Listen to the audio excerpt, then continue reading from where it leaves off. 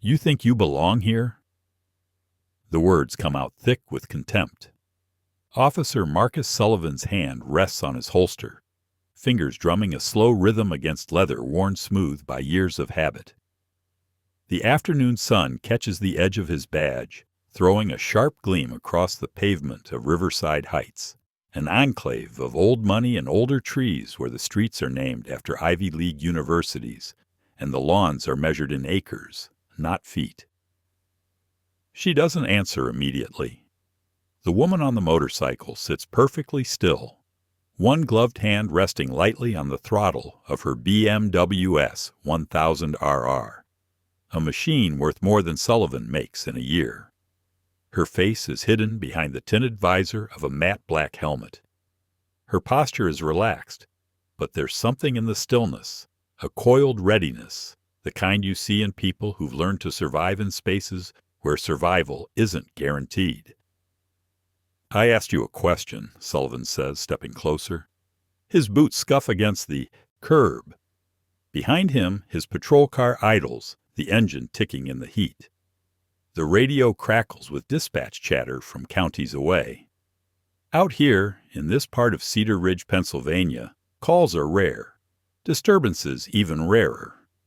Most of the residents here have private security, people who arrive in suits, not uniforms. The woman reaches up slowly, deliberately, and lifts the visor. Her eyes meet his, dark brown, clear, unflinching. She's younger than he expected, early 30s maybe, with skin the color of warm mahogany and cheekbones that could have been carved by someone with too much time and too much talent. She's wearing a white-fitted tank top under a leather jacket, jeans tucked into riding boots. Everything about her says money. Everything about her, to Sullivan, says wrong. "I live here," she says. Her voice is calm, measured, with the faint trace of a southern accent softened by years away. "Hanover Court, 3 blocks east." Sullivan snorts. "Hanover Court," he repeats, it like it's a punchline. "You got any ID to back that up?" She doesn't move, doesn't reach for a pocket, just holds his gaze. "Am I being detained, officer?" That's when something shifts in Sullivan's expression. His jaw tightens. His hand moves from the holster to his belt, fingers grazing the grip of his service weapon. "You're being asked a question. You answer it. That's how this works." "I'm happy to provide identification," she says evenly. "But I need to know if I'm free to leave, or if I'm being detained. That's my right." Sullivan's face darkens. He steps closer, close enough that she can smell stale coffee and cologne that doesn't quite cover the sweat. "You're right," he says slowly. "Is whatever I say it is on this street? Now get off the bike." She hesitates, not out of fear, out of calculation.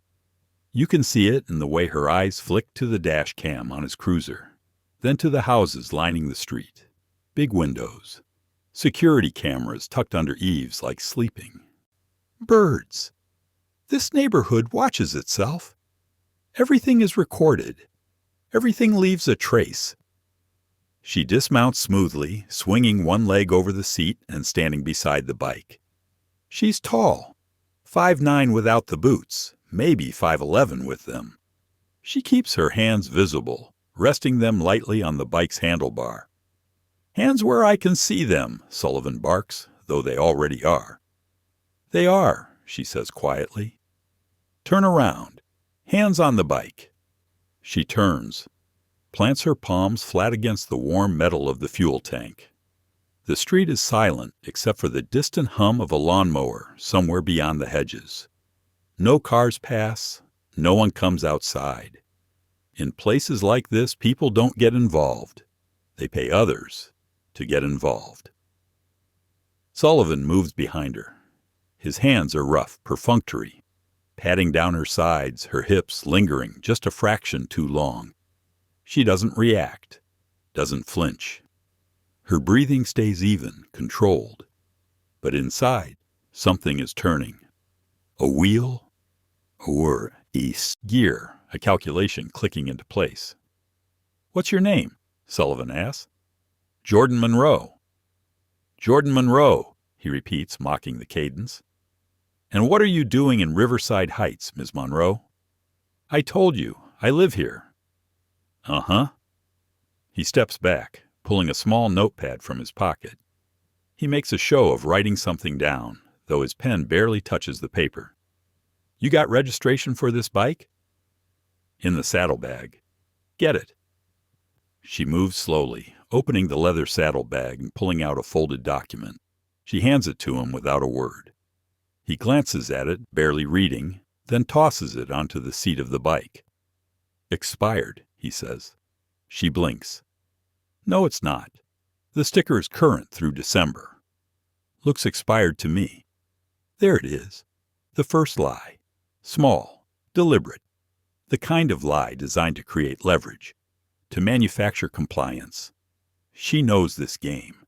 She's seen it played 100 times, in 100 different towns, in 100 different uniforms.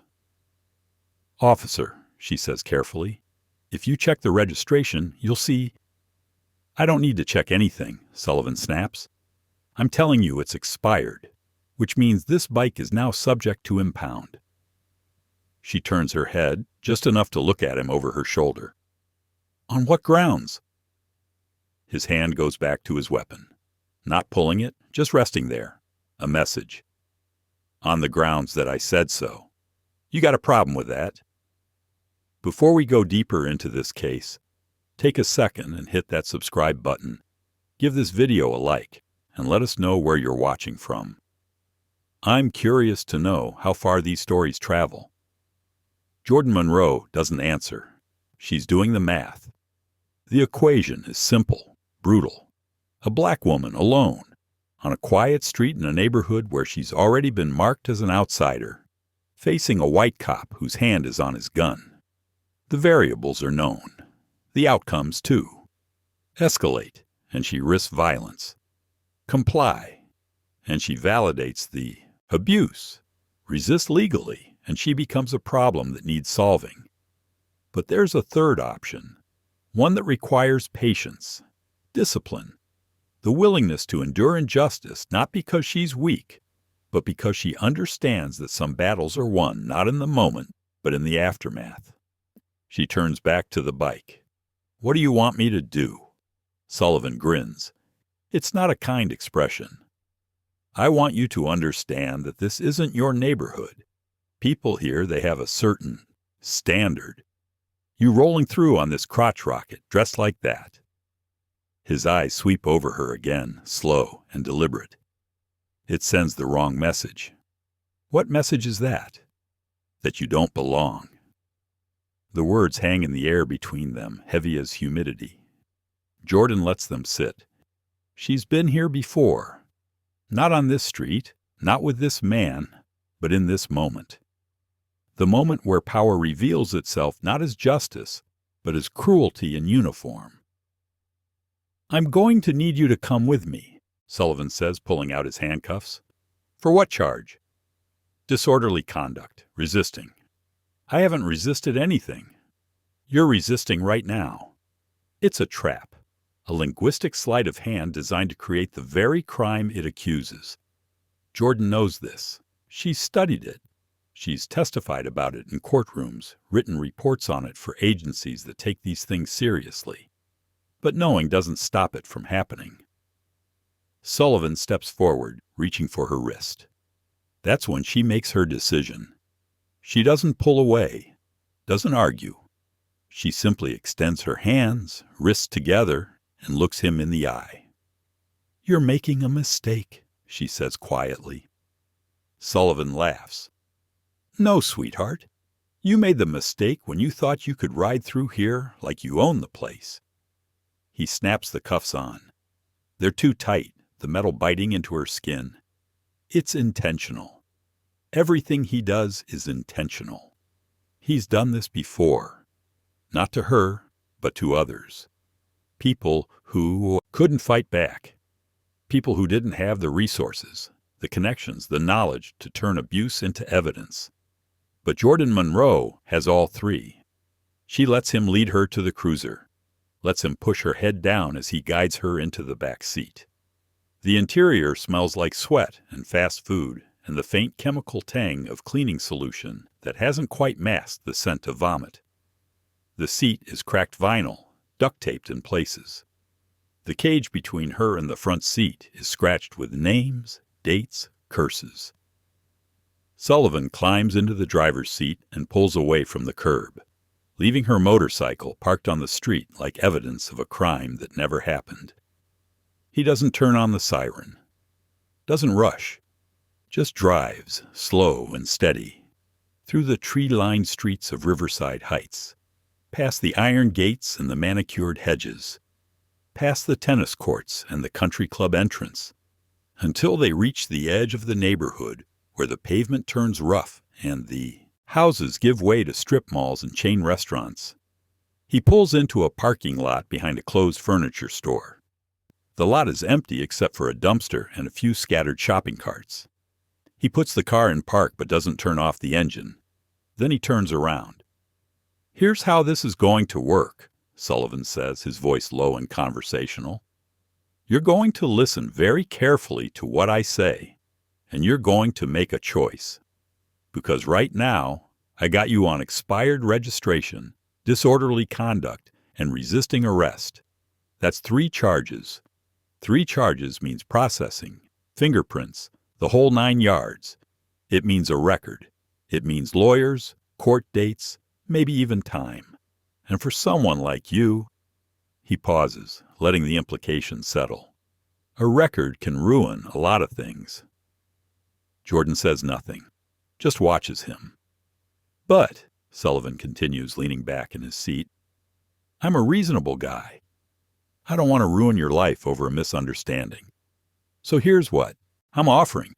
You pay me $500 right now, cash, and this all goes away. I let you go. You get your bike.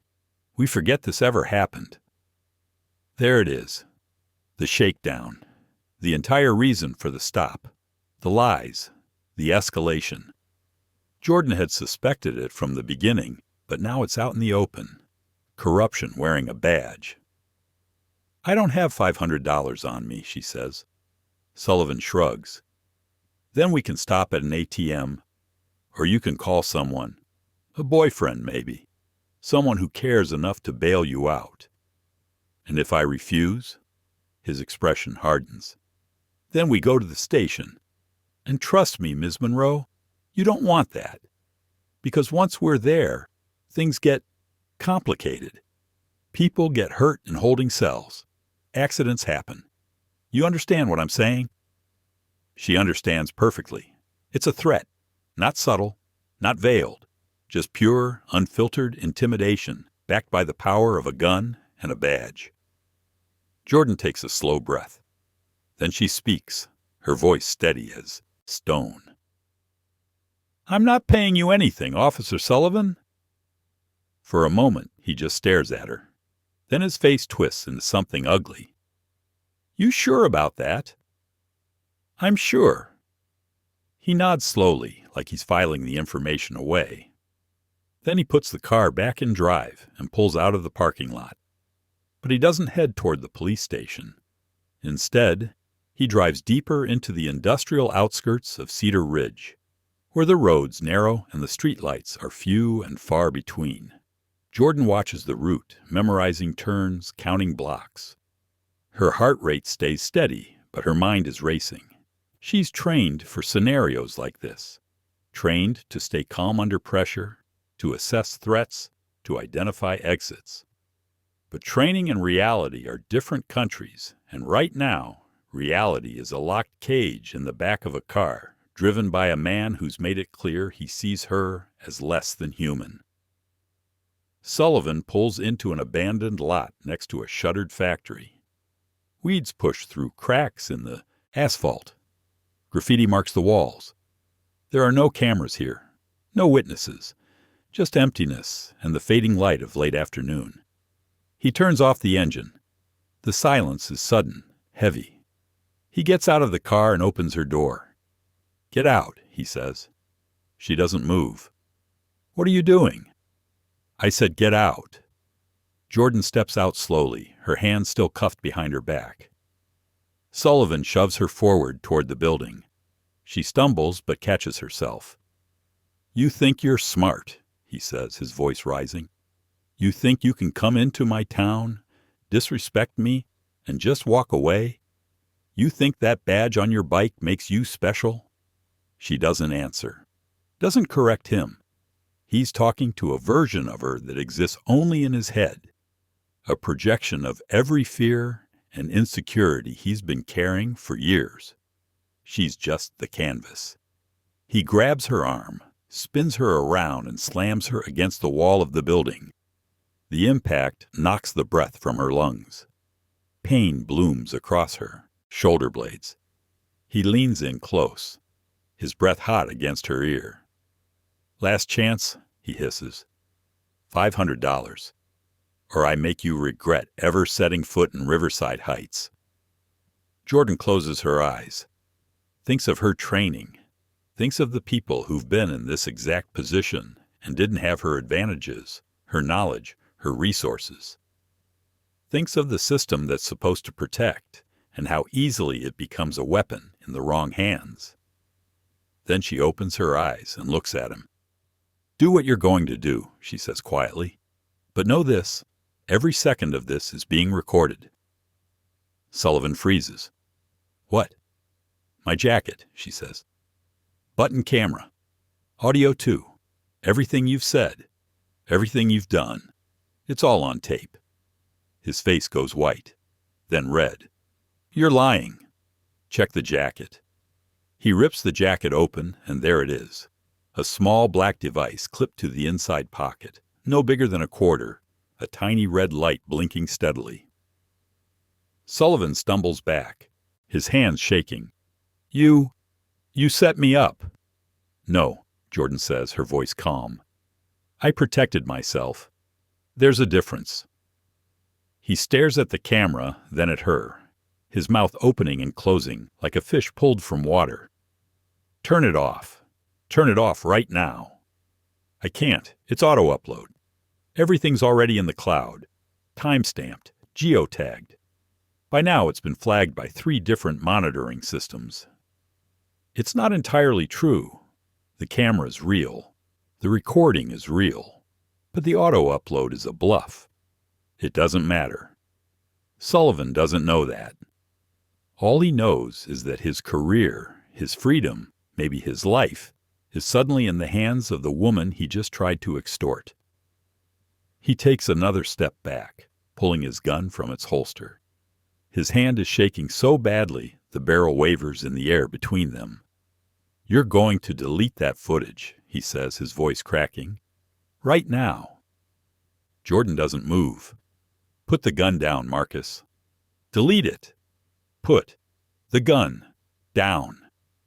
They stand there, locked in a tableau of power inverted. The man with the badge and the gun, terrified. The woman in handcuffs, unafraid. And then, in the distance, sirens. Sullivan's head snaps toward the sound. The sirens are getting louder, closer. Multiple vehicles. His eyes dart from Jordan to the camera to the road, calculating escape routes that don't exist. They're not coming for me, Jordan says quietly. They're coming for you. The gun trembles in his hand. For a moment, she thinks he might actually pull the trigger. That fear and desperation might override whatever thin thread of sanity he's clinging to. But then the first patrol car comes into view, lights blazing, followed by 2 more. They're not local cruisers. These are Pennsylvania State Police vehicles, unmarked sedans, and bringing up the rear, a black SUV with federal plates. Sullivan's gun drops to his side. He looks at Jordan with the dawning horror of a man who's just realized he's been outplayed from the very beginning. Who are you? He whispers.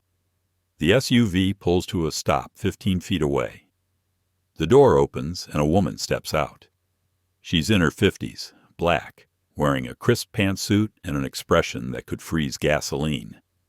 FBI credentials hang from a lanyard around her neck. Behind her, 4 more agents emerge, all armed, all focused on Sullivan. "Marcus Sullivan," the woman says, her voice carrying the weight of authority that comes from years of earned respect, not demanded compliance. "I'm Special Agent Diane Foster, Federal Bureau of Investigation. Put your weapon on the ground, now." Sullivan's mouth works soundlessly. The gun clatters to the pavement. "Hands on your head. Interlace your fingers." He complies, moving like a man in a dream. 2 state troopers move in, cuffing him with the same casual efficiency he'd used on Jordan. The symmetry isn't lost on anyone. Agent Foster approaches Jordan, producing a key for the handcuffs. "You okay?" she asks, her tone shifting from command to concern. "I'm fine," Jordan says as the cuffs fall away. She rubs her wrists where the metal left red marks on her skin. "Thank you for the quick response." "We were monitoring from the moment you activated the tracker," Foster says. "The team was staged 2 miles out. We would have intervened sooner, but you signaled to hold." "I needed him to escalate," Jordan says, watching as Sullivan is loaded into the back of a state police cruiser. "1 charge isn't enough. We need the whole pattern." Foster nods. "Well, you got it. Illegal detention, attempted extortion, assault, brandishing a weapon, making terroristic threats. We've got enough on that recording to put him away for years. And that's before we dig into his history." "There's more?" Jordan asks, though she already knows the answer. "Oh, there's more. We've had our eye on the Cedar Ridge PD for 18 months. Your encounter was just the catalyst we needed to move. Sullivan's been running this scam for at least 3 years. We've identified 17 other victims, all women, mostly women of color. All stopped in affluent neighborhoods where they didn't belong." Foster's voice drips with disgust. "He'd shake them down for cash, threaten arrest, and if they didn't pay, he'd escalate. Assault, false imprisonment, in 2 cases sexual coercion." Jordan feels the anger rise, hot and sharp. "And nobody stopped him." "They tried, but Sullivan's supervisor, Lieutenant Howard Barnes, was running interference. Complaints disappeared. Body cam footage got corrupted. Victims were intimidated into dropping charges. It was a system designed to protect itself." Foster pauses, her expression softening just slightly. "That's why we needed someone on the inside, someone who could absorb the hit and come out with evidence that couldn't be buried." Jordan had volunteered for this. 3 weeks ago, when the FBI approached her about an undercover operation targeting police corruption in Cedar Ridge, said yes without hesitation.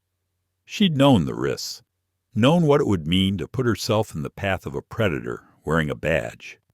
But knowing and experiencing are different animals, and right now, standing in this abandoned lot with the bruises forming on her back, she feels the weight of what she's just endured. "Let's get you checked out," Foster says, guiding her toward the SUV. "EMTs are on standby."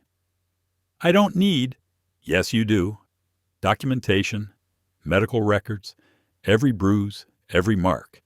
It all goes into the case file. This is how we make it airtight." Jordan nods. She knows Foster is right. In court, defense attorneys will try to minimize, to reframe, to suggest she wasn't really hurt, wasn't really threatened. The medical records will speak louder than any testimony. As they drive back toward Cedar Ridge proper, Jordan watches the landscape change. The industrial wasteland gives way to suburbs, then to the manicured perfection of Riverside Heights. Her motorcycle is still parked where Sullivan left it, now surrounded by evidence markers and crime scene tape. "We're seizing his cruiser as evidence," Foster explains. "The dash cam footage corroborates everything your button camera caught. Between that and the GPS data showing where he took you, we've got a timeline that's impossible to dispute." Jordan nods, but her mind is elsewhere. She's thinking about the 17 other women Foster mentioned. Women who didn't have a federal task force backing them up. women who paid the extortion fee or suffered the consequences, and then had to live with the knowledge that the system had failed them. Before we continue, take a second and share your thoughts so far on this story below. I read every single one. The next 72 hours are a blur of depositions, interviews, and medical examinations. Jordan gives her statement 4 separate times to 4 different agencies: the Pennsylvania State Police, the FBI, the Cedar Ridge District Attorney's Office, and finally to a federal prosecutor who arrives from Philadelphia with a stack of files and a grim determination. "We're charging Sullivan federally," the prosecutor explains. "Her name is Rachel Chen, and she has the kind of quiet intensity that comes from prosecuting cases that matter. Civil rights violations, deprivation of rights under color of law, attempted extortion under the Hobbs Act. We're also moving on Lieutenant Barnes for conspiracy and obstruction. This is going to be a big case, Agent Monroe. National attention. You ready for that?" Jordan had never sought the spotlight. Her entire career in federal law enforcement had been built on invisibility, undercover work that required her to disappear into roles, to blend in, to observe without being observed. But some fights, she's learning, can't be won in shadows. "I'm ready," she says, and she means it. The news breaks 2 days later. Local stations pick it up first. Cedar Ridge officer arrested on federal corruption charges, but within hours has gone national. CNN, MSNBC, Fox News. Everyone wants the story of the FBI agent who went undercover to expose a corrupt cop. Everyone wants to talk about police reform, about systemic racism, about the thin blue line and what happens when it becomes a wall protecting criminals. Jordan watches the coverage from the safe house where the Bureau has temporarily relocated her. There's a segment on NPR featuring legal experts debating the implications. A panel discussion on a cable news show where a former police chief argues that Sullivan is just one bad apple, and a civil rights attorney counters that the entire barrel is rotten. A viral TikTok from a law student breaking down the charges, frame by frame. Her phone buzzes constantly. Messages from friends, family, colleagues, even people she hasn't spoken to in years. Everyone wants to know if she's okay, what she's thinking, how she feels. She ignores most of them. There will be time for reflection later. Right now, she's focused on what comes next. The preliminary hearing is scheduled for the following week.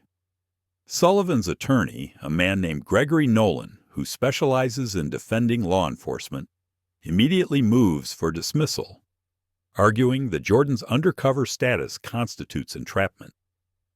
"My client was entrapped by a federal agent operating under false pretenses," Nolan argues, before Judge Patricia Holloway, a 60-year-old black woman with a reputation for no-nonsense jurisprudence. Agent Monroe deliberately presented herself as a civilian in order to induce criminal behavior. This is textbook entrapment. Prosecutor Chen doesn't even stand. She just slides a brief across the table. "Your Honor, entrapment requires that the officer induce a defendant to commit a crime they wouldn't otherwise commit. Agent Monroe did nothing except exist in a public space. She didn't suggest, encourage, or facilitate any criminal conduct. Officer Sullivan's actions were entirely self-initiated. The only thing Agent Monroe induced was his own greed and racism." Judge Holloway reads the brief in silence. Then she looks at Nolan over the top of her reading glasses. "Counselor, your client pulled a gun on an unarmed woman because she was riding a motorcycle in a neighborhood he deemed inappropriate for someone of her race. He then attempted to extort money from her, threatened her with false imprisonment, assaulted her, and brandished a deadly weapon. None of those actions were induced by Agent Monroe. They were the product of Officer Sullivan's own volition and his apparent belief that his badge gave him the authority to act as judge, jury, and executioner." She closes the brief. Motion denied. Nolan tries again. Your Honor, we request bail. My client is a decorated officer with no prior criminal record. He has strong ties to the community. Bail denied, Judge Holloway interrupts. The defendant used his position of authority to deprive citizens of their constitutional rights. He represents a clear danger to the community. He will remain in federal custody pending trial. Sullivan, sitting at the defense table in an orange jumpsuit, closes his eyes. The reality is setting in. This isn't a suspension, a reprimand, a slap on the wrist. This is the end of everything he knows. As the hearing concludes, Jordan catches a glimpse of him being led away by marshals. For a moment, their eyes meet. She sees something in his expression. Not just fear, but comprehension. The understanding that he misjudged everything. The woman he thought he could intimidate. The power he thought he wielded. The system he thought would protect him. All of it an illusion. Outside the courthouse, reporters swarm. Jordan had been prepared for this, but the reality is overwhelming.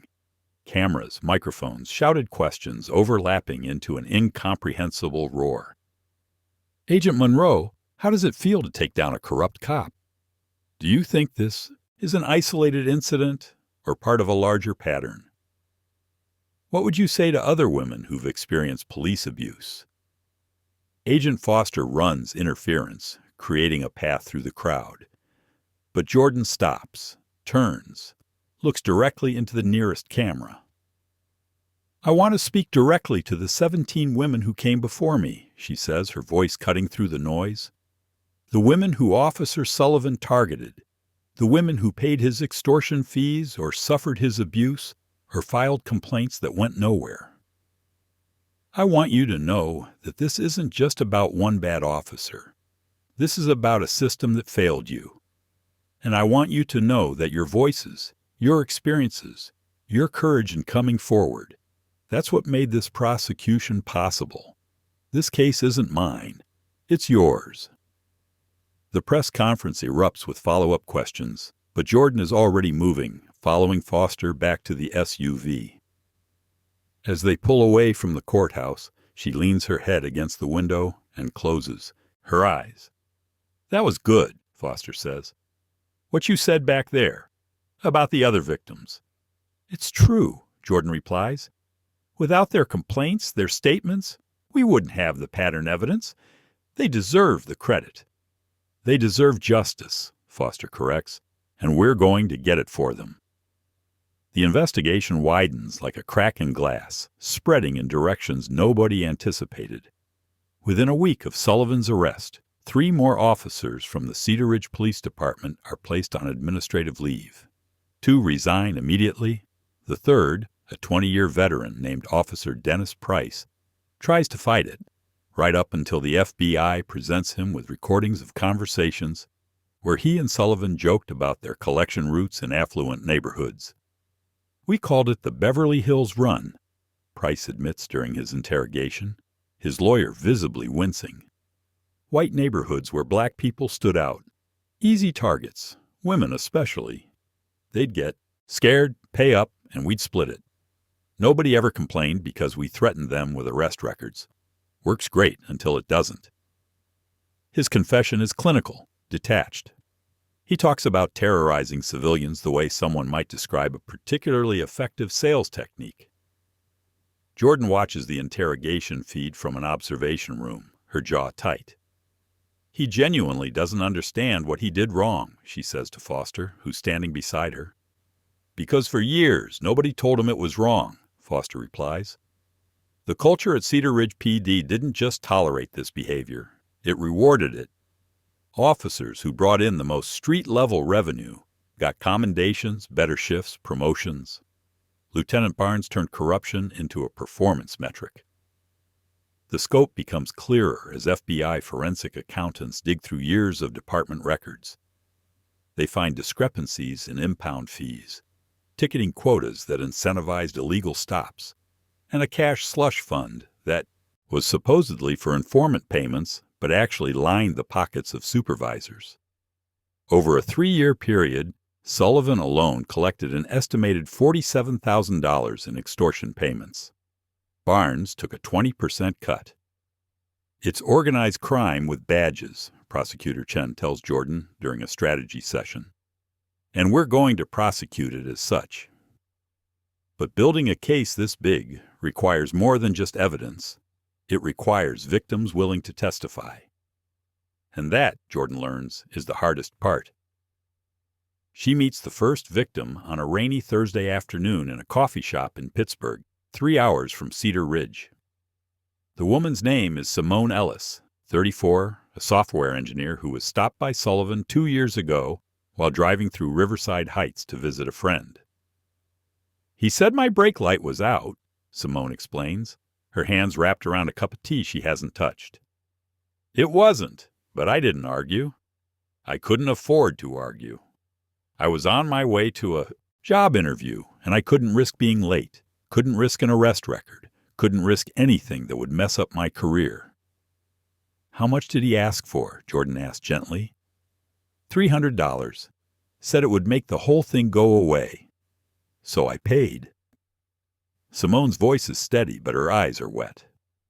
I Venmo'd it to a number he gave me. Later I realized that was stupid, that I had a paper trail, that I could have reported it. But I was terrified. And when I did try to file a complaint a month later, they told me there was no record of the stop, no dash cam footage, no evidence it ever happened. They made me feel like I was lying. Jordan reaches across the table, not touching, just offering proximity. You weren't lying, and we have the evidence now.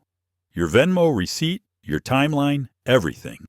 It corroborates with Sullivan's pattern. But I need to ask, are you willing to testify? Simone looks out the window at the rain-slick street. If I testify, my name goes public. My employer will know. My family will know. Everyone will know that a cop extorted me and I paid him instead of fighting back. You did what you had to do to survive, Jordan says. There's no shame in that. Maybe. Simone wipes her eyes. But there's judgment. People will say I should have been braver. Should have stood up. Should have. She stops, takes a shaky breath. I need time to think about it. Jordan gives her the space. She knows that testifying in a case like this isn't just about courage. It's about risk calculation, public exposure, potential retaliation, the very real possibility that defense attorneys will shred your credibility on cross-examination. Before we go deeper, I would love to hear your point of view. Tell me what part hit you the hardest in the story and share your thoughts in the comments. The victim interviews become Jordan's life for the next month. Each woman carries her own story, her own trauma, her own calculation about whether testifying is worth the risk. Jordan meets them in coffee shops, in lawyers' offices, in their homes, anywhere they feel safe enough to revisit their worst day.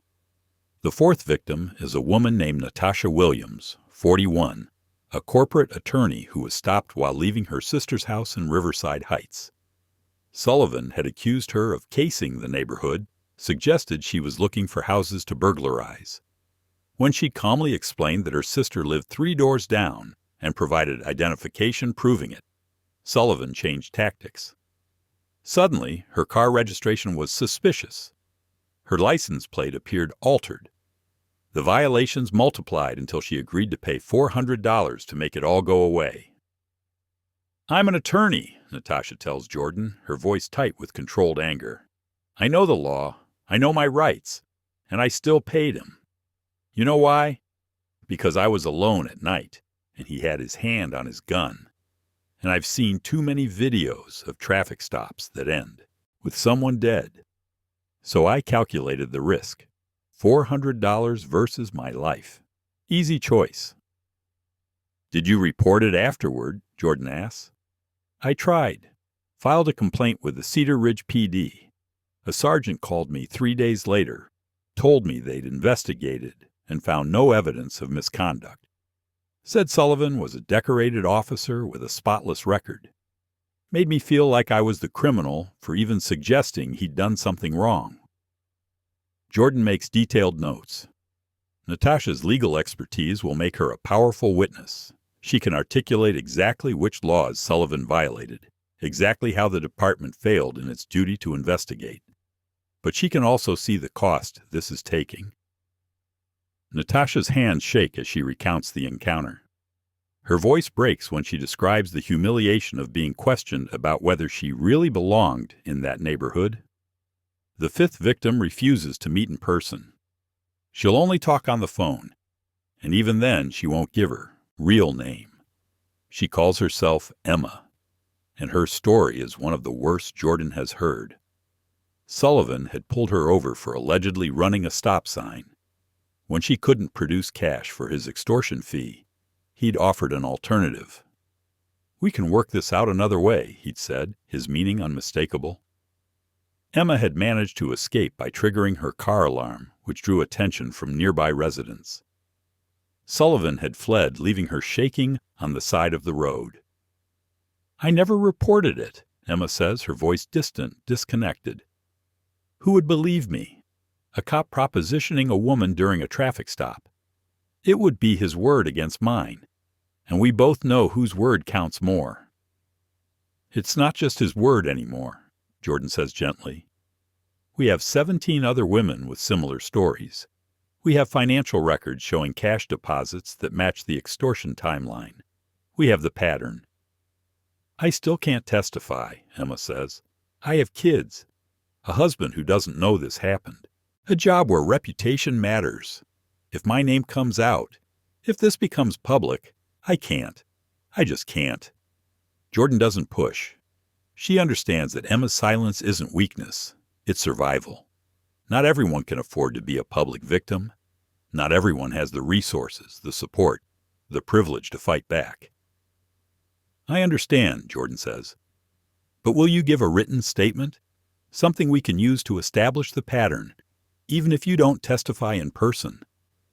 There's a long silence. Then, "Yes, I can do that, as long as my name stays sealed." It's not ideal, but it's something. One more piece of evidence. One more voice added to the chorus demanding accountability. Over the next 3 weeks, Jordan meets with 11 more victims. Their stories form a horrifying mosaic of systematic abuse. A young mother stopped for a broken taillight while taking her kids to school. A college student accused of suspicious behavior for jogging through Riverside Heights. A nurse coming off a 12-hour shift pulled over for weaving when security footage later proves her driving was perfectly straight. The pattern is unmistakable. Sullivan targeted women, women of color especially, women who were isolated, vulnerable, unlikely to fight back. He weaponized his badge, his gun, and the implicit threat of a system that rarely believed victims over cops. 3 of the victims agree to testify. 8 decline. Jordan understands both decisions. The 3 who agree are fierce, ready to fight despite the personal cost. The 8 who decline are protecting themselves, their families, their futures. Both choices are valid. Both are born from trauma. But it's the 17th victim who changes everything.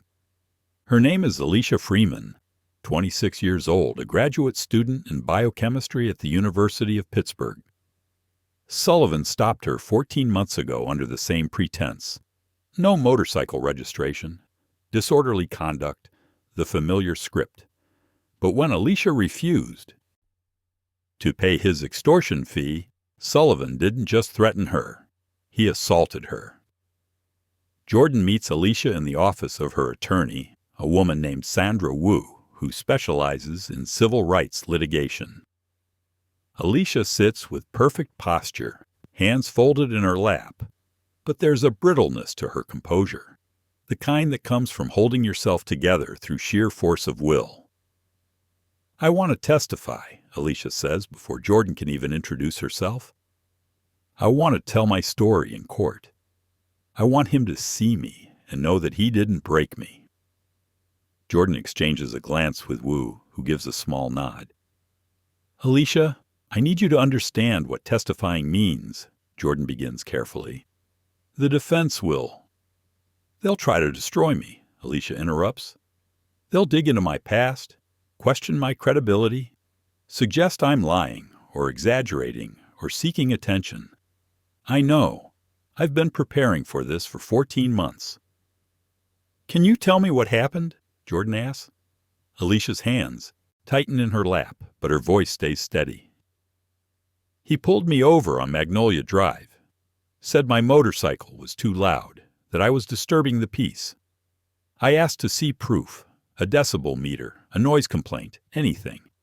He said I was being uncooperative. He told me to get off the bike, put my hands on the seat. Then he started touching me. Not a pat down. Touching me. His hands under my jacket, on my hips, on my... She stops, swallows hard. I told him to stop. He said if I didn't want to be touched, I should pay the fine. $500 cash. Jordan feels the rage building, hot and controlled. What did you do? I told him I didn't have that kind of money on me. He said he'd take me to an ATM. So I got in his cruiser, thinking maybe in a public place with cameras he wouldn't. Alicia's voice cracks. She takes a moment, breathes. He didn't go to an ATM. He drove to an empty lot behind the old Miller Steel factory. He turned off the dash cam. And then he told me I had two choices, pay him or pay in another way. The silence in the room is absolute. I managed to call 911, Alicia continues. I had my phone in my pocket and I activated it without him seeing. The call connected and dispatch heard everything. They sent units. Sullivan heard the sirens and panicked. He let me go, told me to run, said if I ever reported it, he'd make sure I regretted it. When the police arrived, he claimed I'd had a medical episode, that he was trying to help. The responding officers believed him. They took his statement and sent me home. But you had the 911 recording, Jordan says. I did. I gave it to the Cedar Ridge PD, filed a formal complaint. They said they'd investigate. Alicia's laugh is bitter. Nothing happened, no follow-up, no interview. The complaint disappeared. 6 months later, I filed a civil lawsuit. That's when I met Sandra. Wu picks up the thread. We've been building a case, but without criminal charges, civil suits are uphill battles. Officers have qualified immunity, departments have insurance, and juries are hesitant to award damages against police. But with federal charges, with a criminal conviction, everything changes. Jordan nods. She understands the strategy. A criminal conviction strips away the immunity, the institutional protections. It turns the civil case from a long shot into a near certainty. Alicia, Jordan says, I need to ask you something difficult. The defense is going to argue that you consented, that this was transactional, that you're only calling it assault now because you didn't get what you wanted out of the encounter. How do you respond to that? Alicia looks directly at her. I respond by telling the truth. That I said no. That I called 911. That I filed a complaint immediately, and that the system failed me until you came along. It's a strong answer, the kind that will resonate in a courtroom. But Jordan knows that strength and truth don't always win cases. Juries are unpredictable. Judges have biases. The system, even at its best, is still a system designed by humans and therefore fallible. But it's what they have. So they build the case, piece by piece, testimony by testimony, until the truth is undeniable. The trial date is set for 6 months out. In the meantime, Sullivan remains in federal custody, his bail denied 3 more times. His attorney, Gregory Nolan, files motion after motion to suppress the button camera evidence, to exclude the testimony of victims who didn't file police reports, to argue that the FBI's operation constitutes selective prosecution. Each motion is denied. Jordan watches the pre-trial proceedings from the gallery, taking notes, observing patterns. Nolan is good at his job. Too good. He's strategic, calculating, willing to use every technicality and loophole to cast doubt. But he's also predictable. He'll argue that Sullivan was following protocol, that the victims misinterpreted his actions, that the racial dynamics are coincidental. She's seen this playbook before, and she knows how to counter it.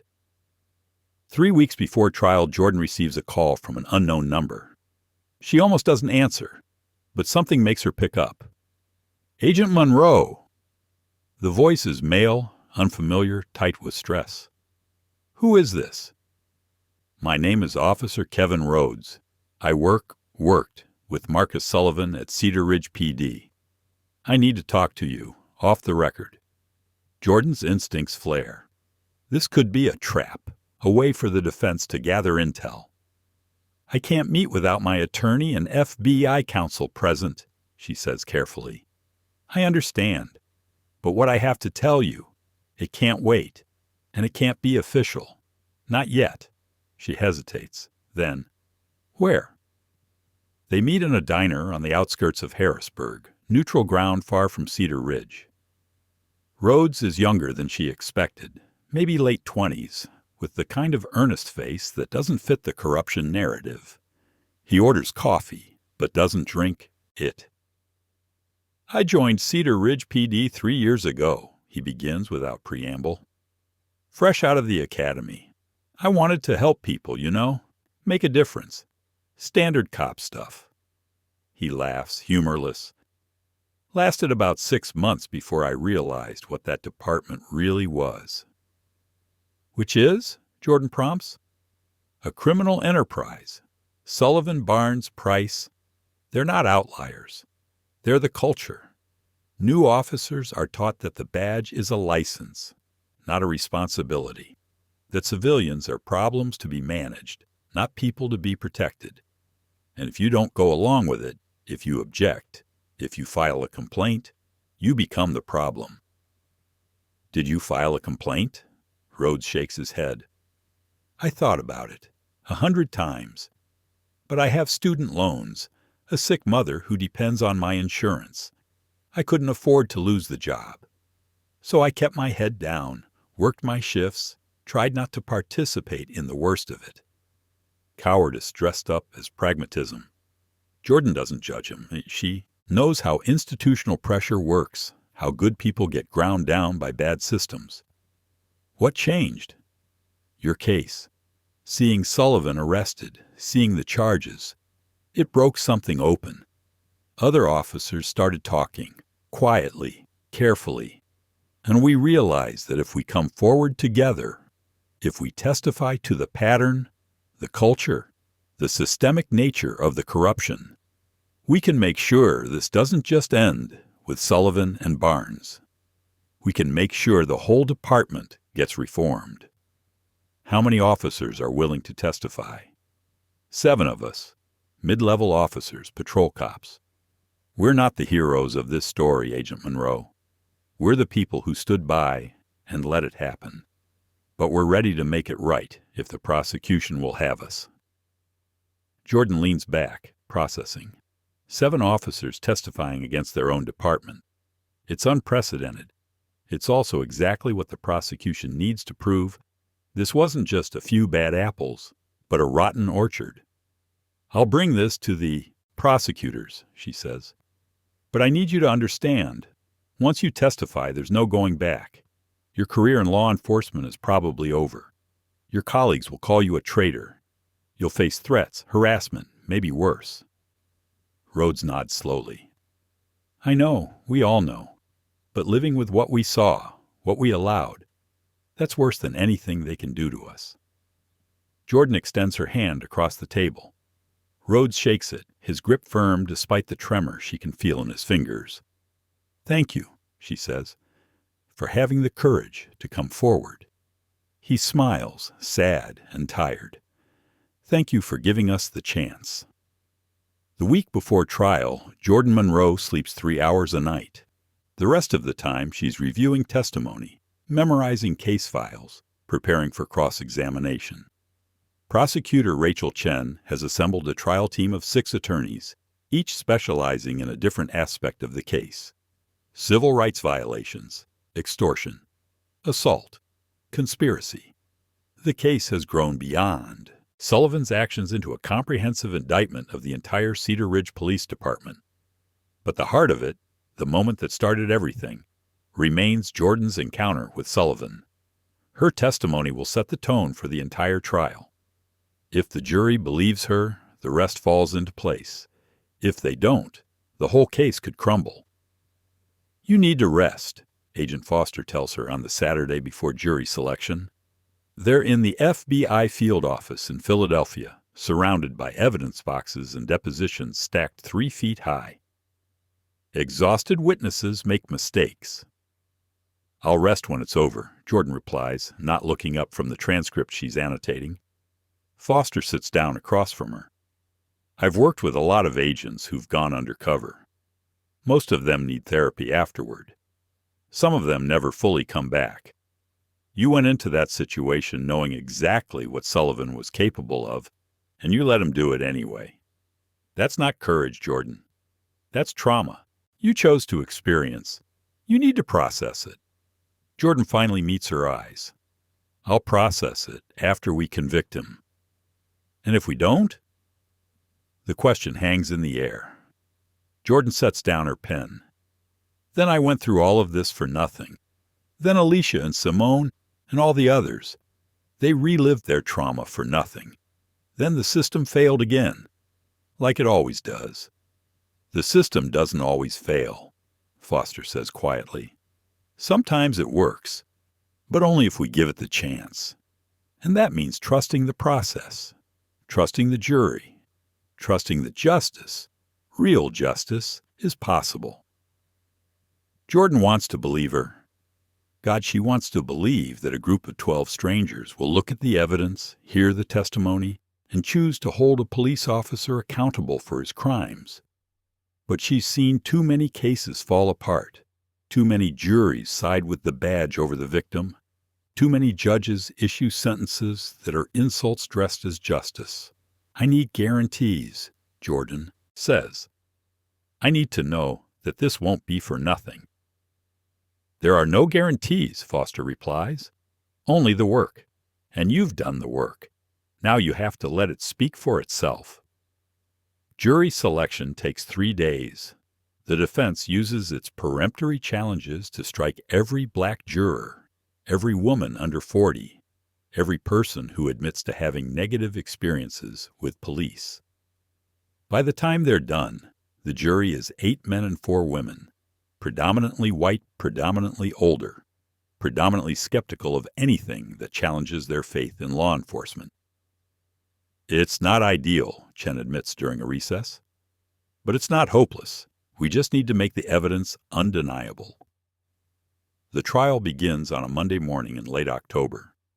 The federal courthouse in Philadelphia is a monument to justice.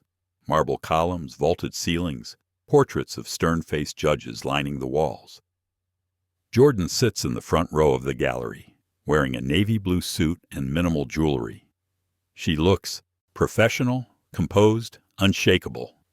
Inside, her heart is hammering. Chen's opening statement is precise and devastating.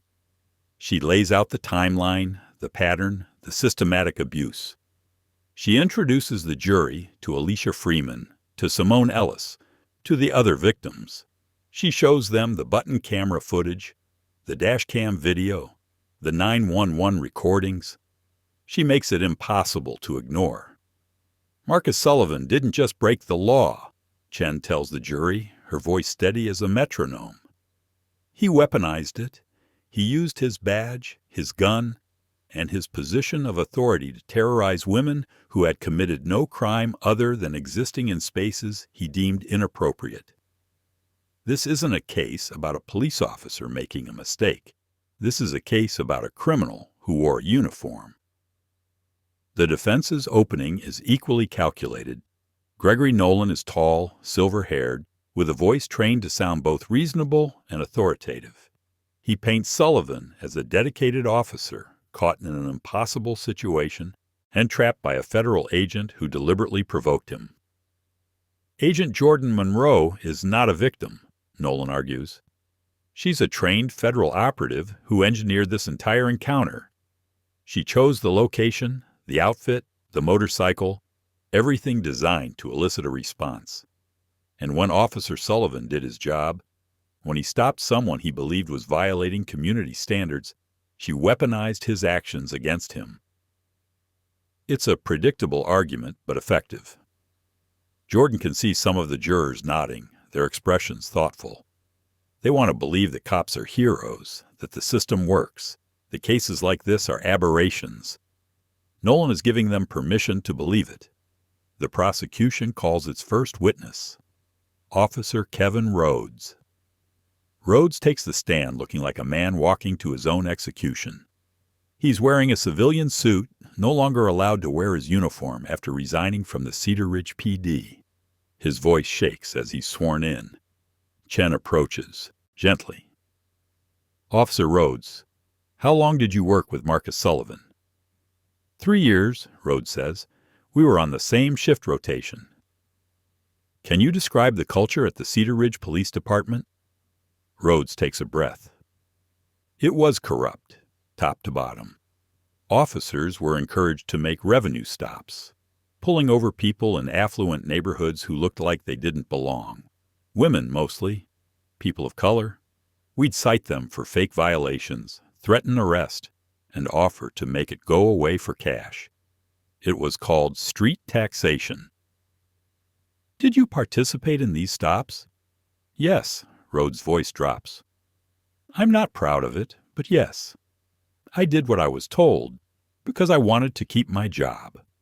Did Officer Sullivan participate? He was one of the most active. He had quotas. He called them goals. He aimed to collect at least $500 a week.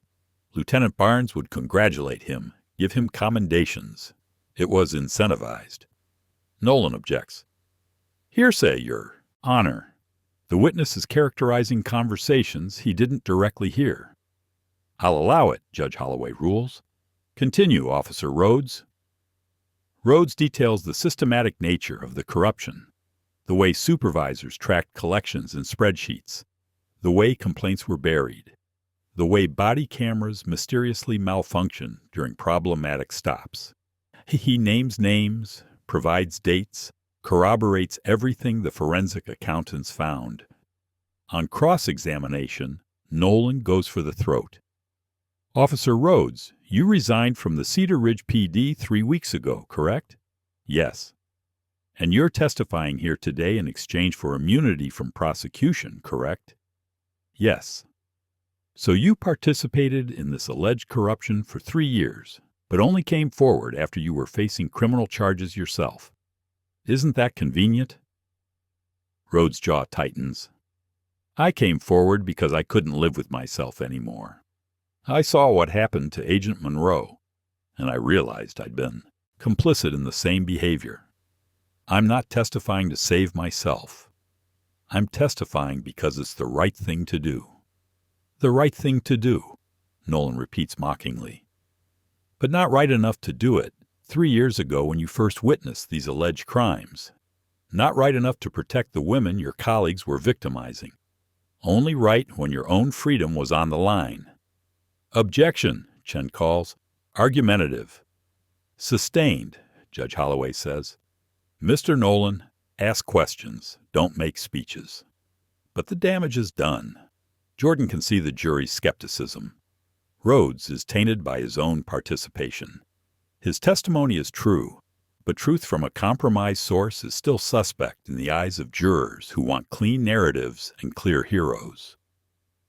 The prosecution calls Simone Ellis next. She's nervous, hands trembling as she places them on the Bible to be sworn in. But when Chen asks her to recount her encounter with Sullivan, her voice steadies. He stopped me on Riverside Drive. Said my brake light was out. It wasn't, but I couldn't argue. I was late for a job interview, and I couldn't afford any delays.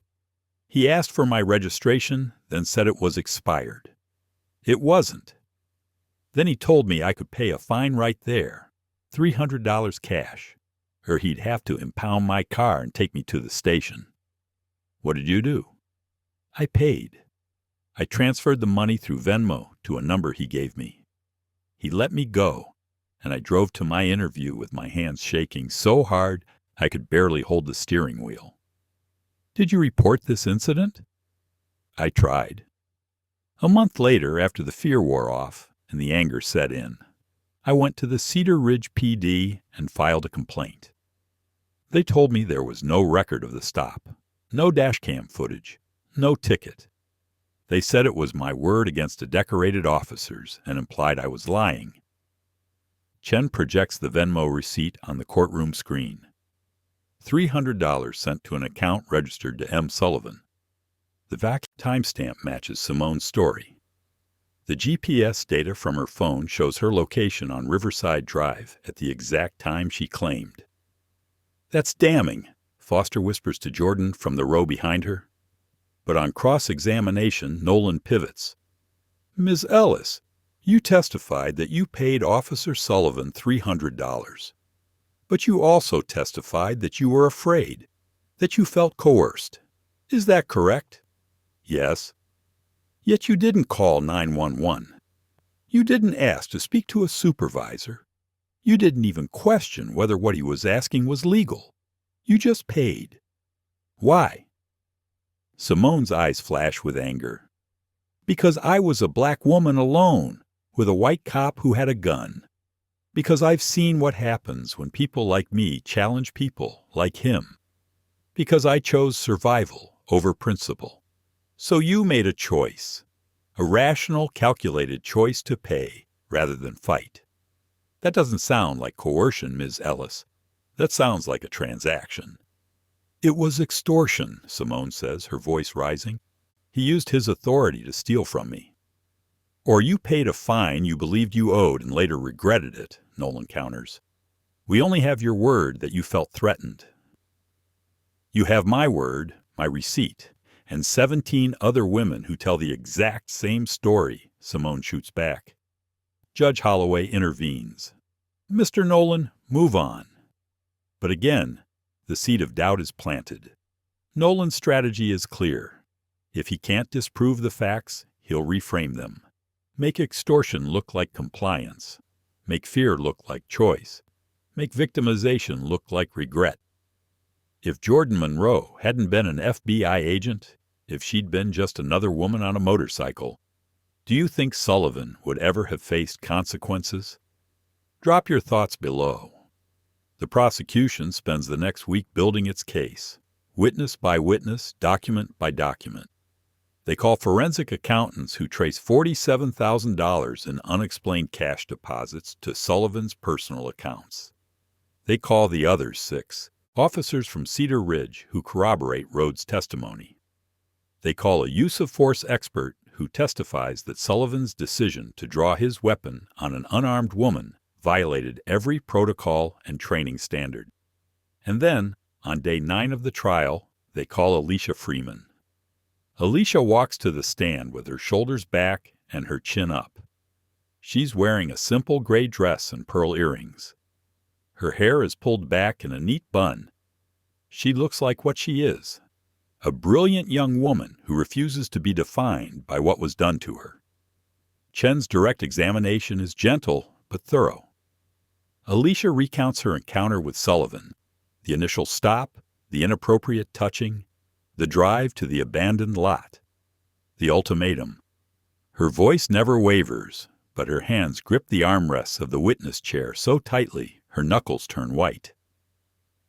He told me I had 2 choices, Alicia says, looking directly at the jury. Pay him $500 or pay in another way. He didn't specify what that other way was, but his meaning was clear. And when I reached for my phone to call for help, he saw me and panicked. He told me to get out of the car, to run, and said, if I ever told anyone, he'd make sure I regretted it. Did you run? Yes. I ran until I found a gas station with people around. I called 911 from there. The police came, but by the time they arrived, Sullivan had a different story. He said I'd had some kind of medical episode, that he was trying to help me, that I'd panicked and fled. The officers believed him. How did that make you feel? Like the system was designed to protect him, not me. Nolan's cross-examination is brutal. He questions her timeline, her memory, her motivations. He suggests she's exaggerating, that she's seeking publicity, that she's been coached by civil rights attorneys hoping for a payday. Ms. Freeman, isn't it true that you filed a civil lawsuit against Officer Sullivan 6 months before these criminal charges were brought? Yes. And isn't it true that a criminal conviction would significantly strengthen your civil case, potentially resulting in a large financial settlement? Alicia's eyes narrow. I filed a civil lawsuit because the criminal justice system ignored me. And yes, a conviction would help my case. But that doesn't make my testimony less true. It just means I'm using every tool available to hold a criminal accountable. Or, Nolan suggests smoothly, it means you have a financial incentive to paint Officer Sullivan in the worst possible light. My incentive, Alicia says, her voice cold as winter, is to make sure he never does this to anyone else. If that comes with financial compensation for the trauma he caused me, I'll accept it. But I'd testify even if there was no lawsuit, no money, nothing but the opportunity to look him in the eye and tell the truth. The courtroom is silent. Alicia holds Nolan's gaze, unflinching. After a long moment, he looks away. No further questions, he says. The defense begins its case the next day. They call character witnesses, other officers who describe Sullivan as dedicated, professional, a good cop caught in a bad situation. They call a psychologist who testifies about the stress of police work, the split-second decisions officers have to make, the way trauma and pressure can lead to mistakes. But they don't call Sullivan himself. It's a strategic choice. Putting him on the stand would mean subjecting him to cross-examination, and Chen would tear him apart. So he sits silent at the defense table, his expression carefully neutral, while his attorneys try to rebuild his shattered credibility through proxy. On the final day of the defense case, they call their expert witness, a retired police chief named Donald Garrett, who testifies that Sullivan's actions, while perhaps overzealous, were within the bounds of acceptable police conduct. Traffic stops are inherently dangerous, Garrett explains. Officers have to make quick assessments based on limited information. If Officer Sullivan perceived a threat, he had every right to secure the situation, even if that meant drawing his weapon. Even on an unarmed woman? Chen asks on cross-examination. If he felt threatened, yes. What about the 17 other women he stopped under similar circumstances? Did he feel threatened by all of them? I can't speak to those cases. I'm only offering an opinion on the Monroe incident. Conveniently, Chen says. Let me ask you this, Chief Garrett. In your 30 years of law enforcement, how many times did you draw your weapon on an unarmed civilian during a routine traffic stop? Garrett hesitates. I can't recall a specific number. Let me help you. According to your personnel file, which I have right here, you drew your weapon in the line of duty exactly 3 times in 30 years. All 3 times involved armed suspects. Is that correct? Yes.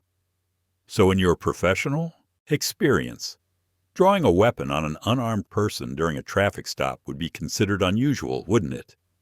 It depends on the circumstances. No, Chief Garrett, it doesn't depend. It's either within the standard of acceptable conduct or it isn't. Which is it? Garrett looks uncomfortable. I would say it's outside the norm. Outside the norm, Chen repeats. Thank you. No further questions. The case goes to the jury on a Friday afternoon. Judge Holloway gives them their instructions. They must consider each charge separately, apply the laws written, set aside any sympathy or prejudice. They file out of the courtroom in silence. And then the waiting begins. Hour 1 of deliberation. Jordan sits in the courthouse cafeteria, staring at a cup of coffee that's gone cold. Prosecutor Chen is on her phone, pacing. Agent Foster reads case files, a nervous habit. The waiting is its own kind of torture. Hour 3. A jury question comes back. They want to review the button camera footage again. Chen interprets this as positive. They're taking the evidence seriously, scrutinizing the details. Nolan, speaking to reporters in the hallway, suggests it means they're skeptical, looking for reasons to doubt. Hour 6.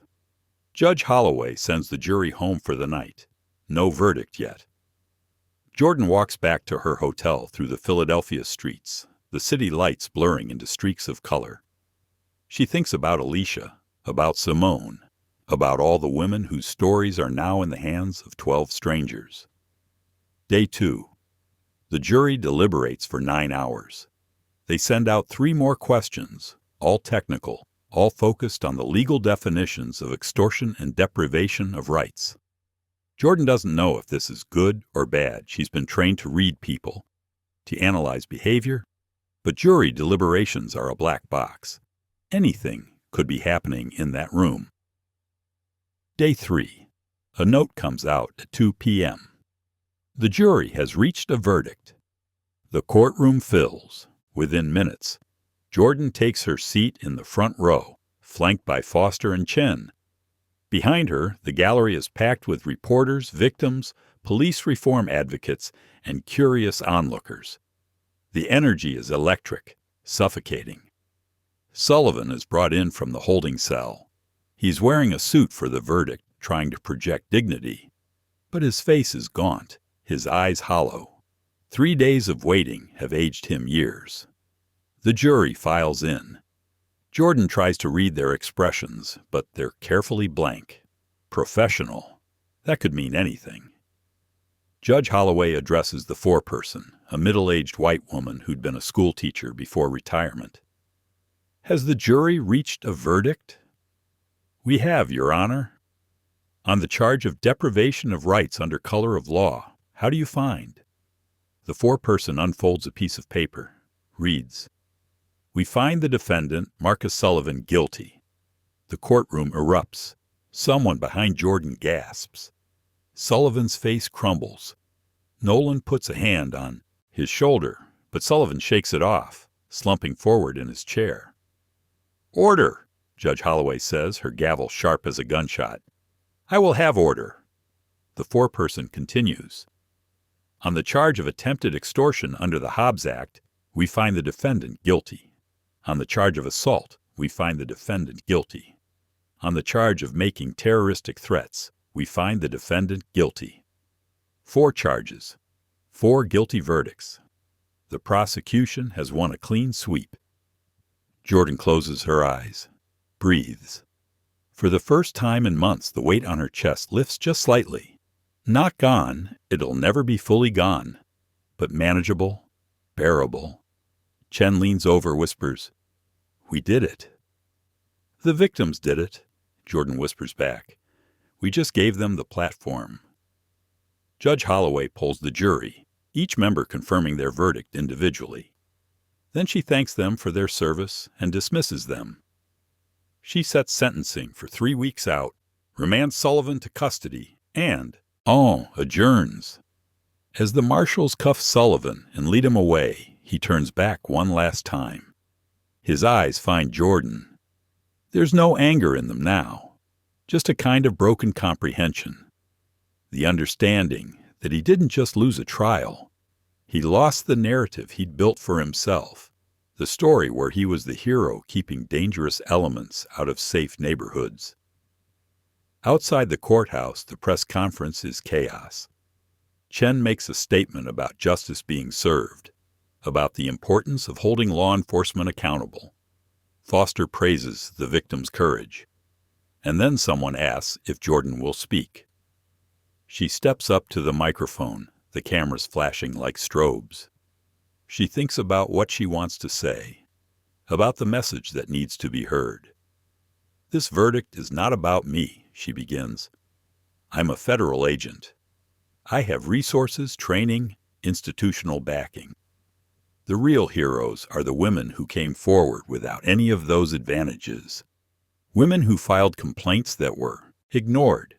Women who paid extortion fees because they couldn't afford not to. Women who were assaulted and then blamed for their own victimization. She pauses, looking directly into the nearest camera.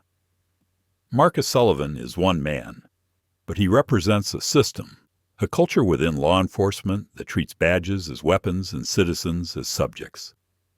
Today's verdict is a step toward accountability, but it's only a step. Real reform requires more than punishing individual officers. It requires changing the culture that produces them. A reporter shouts a question. Agent Monroe, do you have any regrets about how you handled the situation? Jordan considers this. I regret that it took an FBI undercover operation to get justice for these women.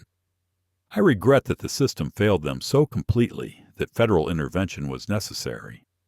But do I regret choosing to absorb Sullivan's abuse in order to build an airtight case? No, because that choice, as painful as it was, ensured he'll never victimize anyone again. Another question. What do you say to people who argue that you entrapped Officer Sullivan? I say entrapment requires inducement. I didn't induce anything. I simply existed, as a black woman in an affluent neighborhood riding a motorcycle, refusing to be intimidated. If Sullivan saw that as a justification for pulling a gun and demanding money, that's not entrapment. That's racism and corruption revealing themselves when confronted with someone who wouldn't comply. The questions continue, but Jordan steps back, letting Chen and Foster handle the rest. She said what she needed to say. The rest is noise. That night, alone in her hotel room, Jordan allows herself to feel everything she's been suppressing for months. The fear from that moment in the abandoned lot when Sullivan's gun was pointed at her chest. The rage at a system designed to protect abusers. The grief for the women who came before her and didn't have her advantages. The exhaustion of carrying this case, these stories, this weight. She cries, not quiet tears, but deep, wrenching sobs that leave her gasping. It's not weakness, it's release. The acknowledgement that she's human, that trauma leaves marks even on those trained to endure it. Her phone buzzes. A text from Alicia Freeman. Thank you for everything. Today you gave me something I thought I'd never have. Vindication.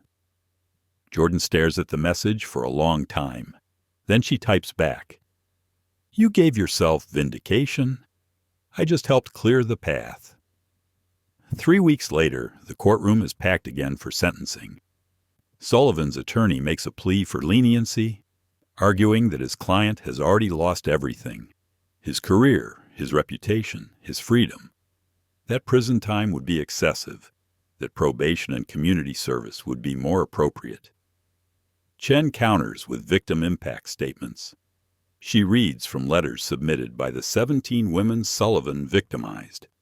Their words are devastating, stories of trauma that lasted years, of mistrust toward all law enforcement, of fear that still lingers every time they see a police car.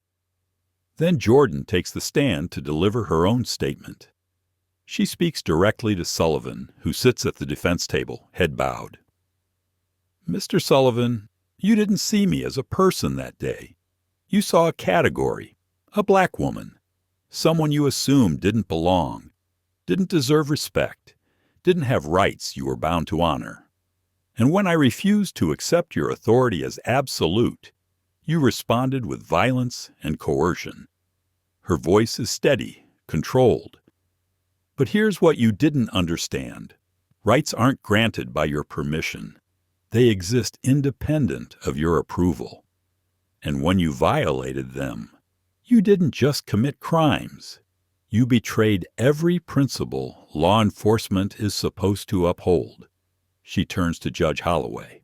Your Honor, I don't ask for vengeance. I ask for accountability proportionate to the harm caused. Officer Sullivan didn't just victimize 17 women. He undermined public trust in an institution that can only function with that trust. The sentence should reflect not just his individual crimes, but the systemic damage he caused. Judge Holloway nods, makes some notes. Then she addresses Sullivan directly. Mr. Sullivan, I have presided over many cases in my career. I have seen good people make terrible mistakes. I have seen bad people rationalize evil actions. You fall into the latter category. Sullivan looks up, his face pale.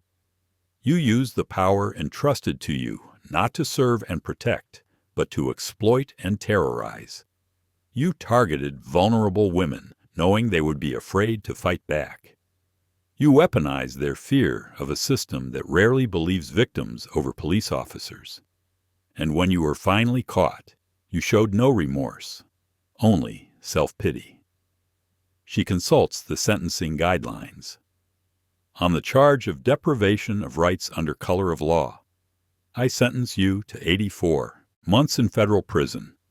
On attempted extortion, 60 months to run consecutively. On assault, 24 months consecutively. On terroristic threats, 12 months consecutively. Total sentence, 180 months, 15 years in federal prison, followed by 3 years of supervised release. A collective gasp ripples through the courtroom. 15 years. It's a significant sentence, harsher than many expected. Sullivan's mother, sitting in the back row, lets out a choked sob. Furthermore, Judge Holloway continues, upon release, you are permanently barred from employment in law enforcement or any position of public authority. You will register as a convicted felon, and you will pay restitution to each of your 17 victims in the amount of $5,000 each, plus the money you extorted with interest. She looks at Sullivan with an expression that's not quite pity, not quite contempt, something colder. You had a choice, Mr. Sullivan. Every officer does. You could have been a guardian. You chose to be a predator. Now you'll learn what it feels like to have your freedom in someone else's hands. The gavel falls. Sullivan is led away in handcuffs, his shoulders shaking. As he passes Jordan's row, he doesn't look at her. Can't, maybe, or won't. Outside, the media frenzy is even more intense than after the verdict. Headlines are already being written. Corrupt cop gets 15 years. FBI agent's undercover op leads to historic sentence. Justice for victims of police extortion. Jordan gives one final statement, brief and to the point. This case proves that accountability is possible, even when it seems impossible. But it shouldn't require an FBI operation to achieve it. Every citizen deserves protection under the law, regardless of their race, gender, or socioeconomic status. Today's sentence is a message. Badges are not shields against justice. They're obligations to uphold it. In the weeks that follow, the ripple effects spread. Lieutenant Howard Barnes, facing his own trial, accepts a plea deal. 12 years in federal prison in exchange for testimony against other corrupt officers in the Cedar Ridge PD. The department itself is placed under a federal consent decree requiring comprehensive reforms overseen by an independent monitor. 5 more officers are indicted. 3 resign. The police union, which had initially defended Sullivan, issues a statement condemning his actions and promising to support reform efforts. It's a small victory in a much larger war, but it matters. Jordan returns to active duty with the FBI, though she's reassigned to a different division. Undercover work, she's told, might be too risky now that her face has been on national news. She's offered a promotion, a position training new agents in ethics and civil rights law. She accepts, not because she's done with undercover work, but because she understands that fighting corruption requires more than catching criminals. It requires changing the culture that produces them, teaching the next generation of agents to see their authority as a responsibility, not a right. When you think about cases like this, where corruption runs deep and victims are silenced, What gives you hope that change is actually possible? I'd love to hear your perspective in the comments. 6 months after sentencing, Jordan receives an invitation to speak at the graduation ceremony for a police academy in Ohio. The superintendent, a black woman who'd risen through the ranks despite facing discrimination at every level, wants Jordan to address the new recruits. Jordan stands at the podium, looking out at a sea of young faces, men and women, diverse in background and experience, united by their desire to serve and protect. "You're about to be given extraordinary power," she begins. "The power to detain, to arrest, to use force. That power comes with an oath, to uphold the Constitution, to serve the public, to protect those who cannot protect themselves." She pauses, choosing her words carefully. But power corrupts. Not always, not everyone, but it can. And when it does, the harm is immeasurable, because when a police officer betrays their oath, they don't just victimize individuals, they undermine the entire system of justice. She tells them about Marcus Sullivan, not with anger, but with clinical precision, a case study in how a person can start with good intentions and end up destroying lives. Sullivan didn't wake up one day and decide to be a criminal, she explains. It was incremental, a small abuse of authority here, a complaint ignored there, a culture that rewarded aggression and punished accountability. Over time, small corruptions became large ones, until the badge he wore became a weapon. The recruits are silent, attentive. "You will face moments where you have to choose," Jordan continues. "Moments where you can take the easy path, the path of least resistance, the path your colleagues are taking, the path that benefits you personally. Or you can take the harder path, the path of integrity, accountability, justice." She looks at them, these young people about to step into one of the most difficult, most scrutinized, most necessary jobs in society. "Choose the harder path," she says. "Every single time. Because the badge you're about to wear isn't just a piece of metal. It's a promise.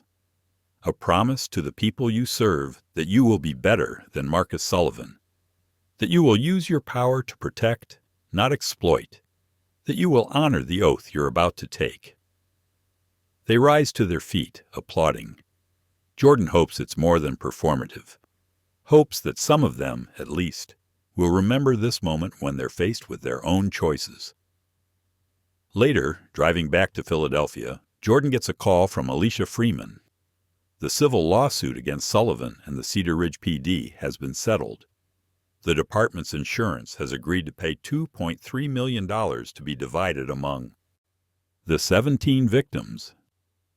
"It's not about the money," Alicia says, though there's relief in her voice. "It's about the acknowledgement, the admission that we were wronged, that we weren't lying, weren't exaggerating, weren't seeking attention. We were victims of a criminal, and the system finally admitted it." "What are you going to do now?" Jordan asks. "Finish my PhD, get a job at a research lab, live my life without looking over my shoulder every time I see a police car." A pause. "Maybe start a foundation. Help other victims navigate the legal system. Make sure what happened to us doesn't happen to others." Jordan smiles. "That sounds perfect." After they hang up, Jordan thinks about legacy. About the fact that Marcus Sullivan's legacy will be a 15-year prison sentence and a permanent stain on law enforcement.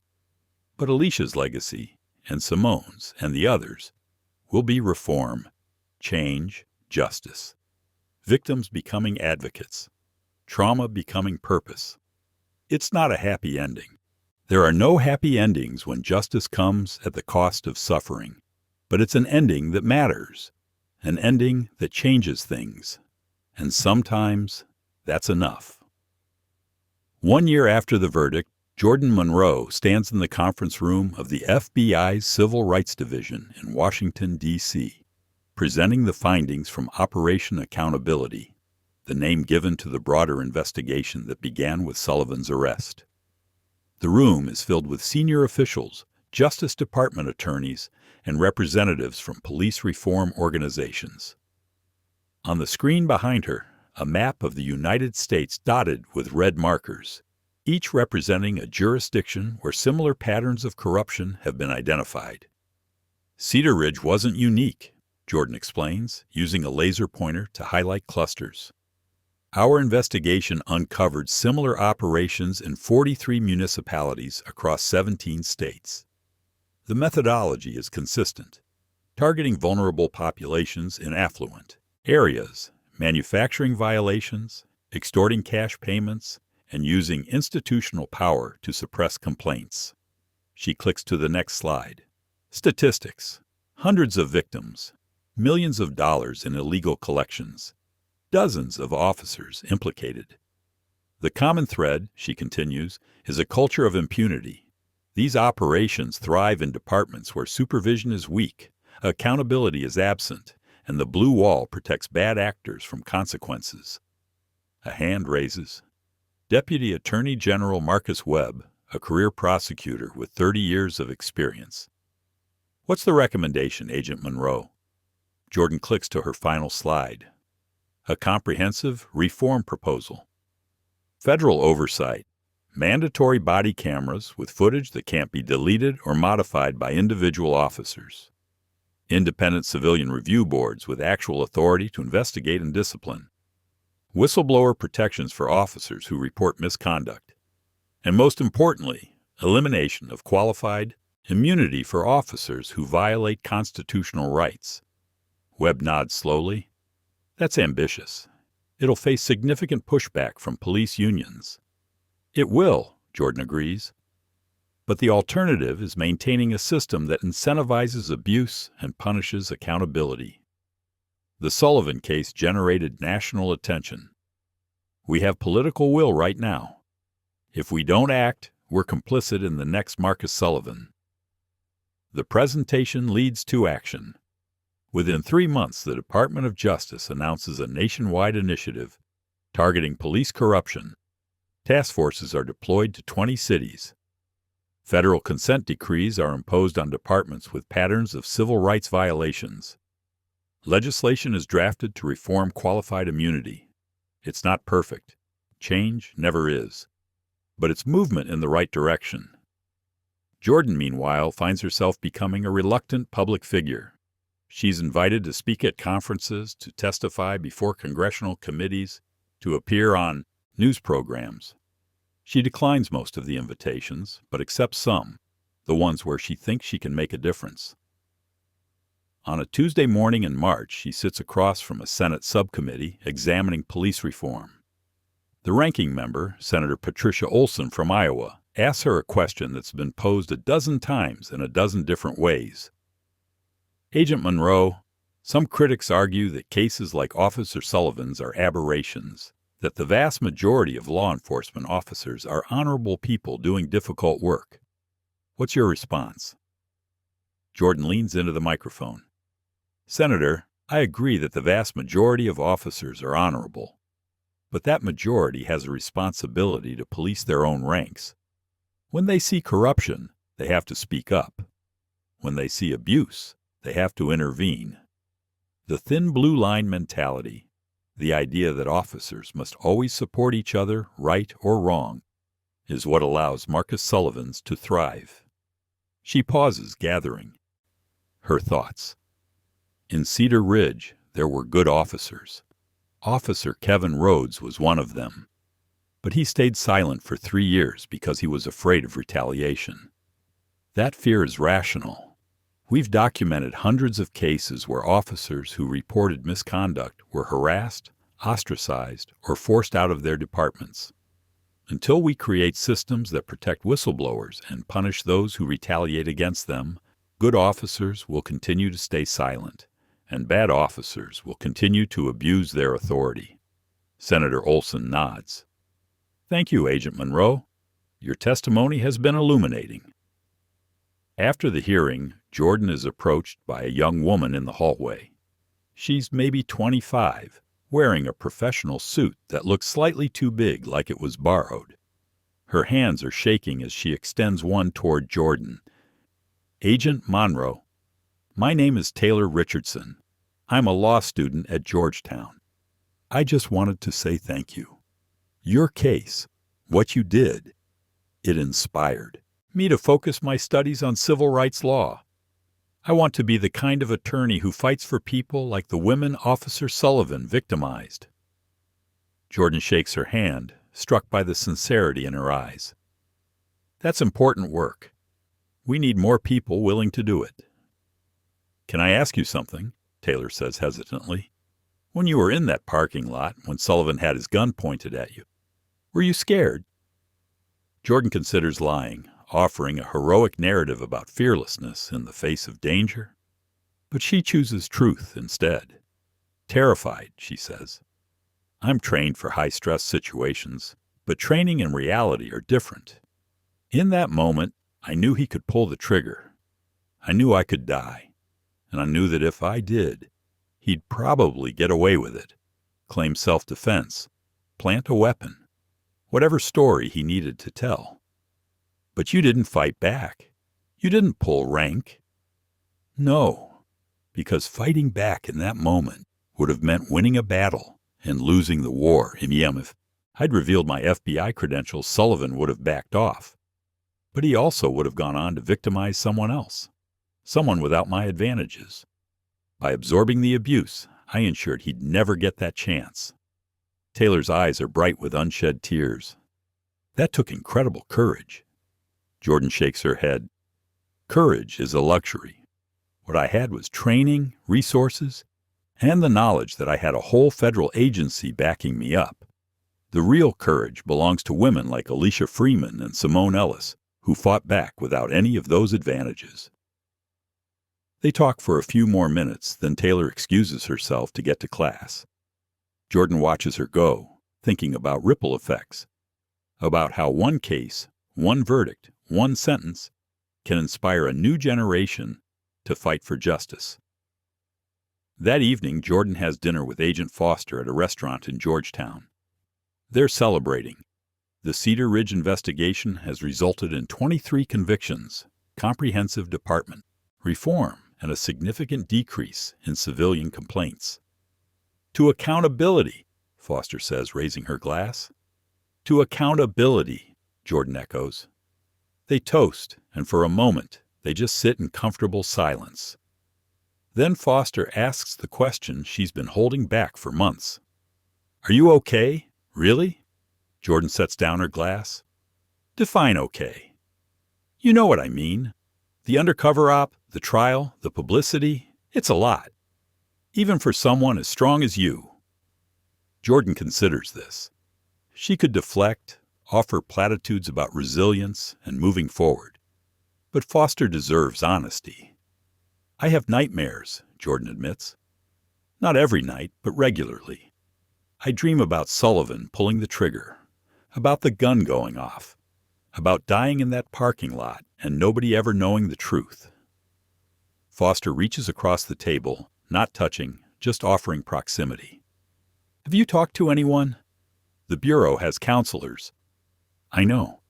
I've been going to sessions twice a week for the past 6 months. Jordan manages a small smile. It helps. Not as much as I'd like, but it helps. Trauma leaves scars, Foster says gently. There's no shame in carrying them. I know, but sometimes I wonder if it was worth it. If the conviction, the reforms, all of it, if it's enough to justify what I went through, what all the victims went through. Foster's quiet for a long moment. Then, you want to know what I think? I think you're asking the wrong question. It's not whether it was worth it. It's whether it would have been worth it to do nothing, to let Sullivan keep victimizing women, to let that corrupt system keep protecting abusers. Jordan nods slowly. You're right. I know you're right. It's just, sometimes the weight of it all feels overwhelming. Then share the weight. That's what the team is for. That's what I'm for. They finish their meal, and as they're leaving, Jordan's phone buzzes. A text from a number she doesn't recognize. She almost ignores it, but something makes her open it. The message is short. Agent Monroe, my name is Dr. Lisa Chen. I'm a criminologist at the University of Pennsylvania. I've been studying your case as part of research on police accountability mechanisms. I'd like to speak with you about participating in a longitudinal study on the long-term effects of corruption prosecutions. If you're interested, please contact me. Jordan shows the message to Foster. What do you think? I think knowledge is power. If your experience can help researchers understand how to prevent future Marcus Sullivans, that's valuable. Jordan replies to Dr. Chen, agreeing to meet. Over the next several months, she participates in interviews, reviews data, provides insights from the investigation.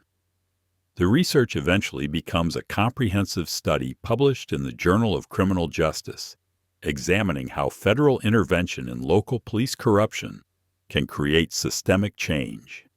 The study's findings are significant. Departments where corruption prosecutions led to federal oversight and comprehensive reform. Civilian complaints dropped by an average of 43%. Use of force incidents declined by 36%. And officer misconduct allegations that resulted in termination or prosecution increased by 58%. Suggesting that accountability mechanisms were actually functioning.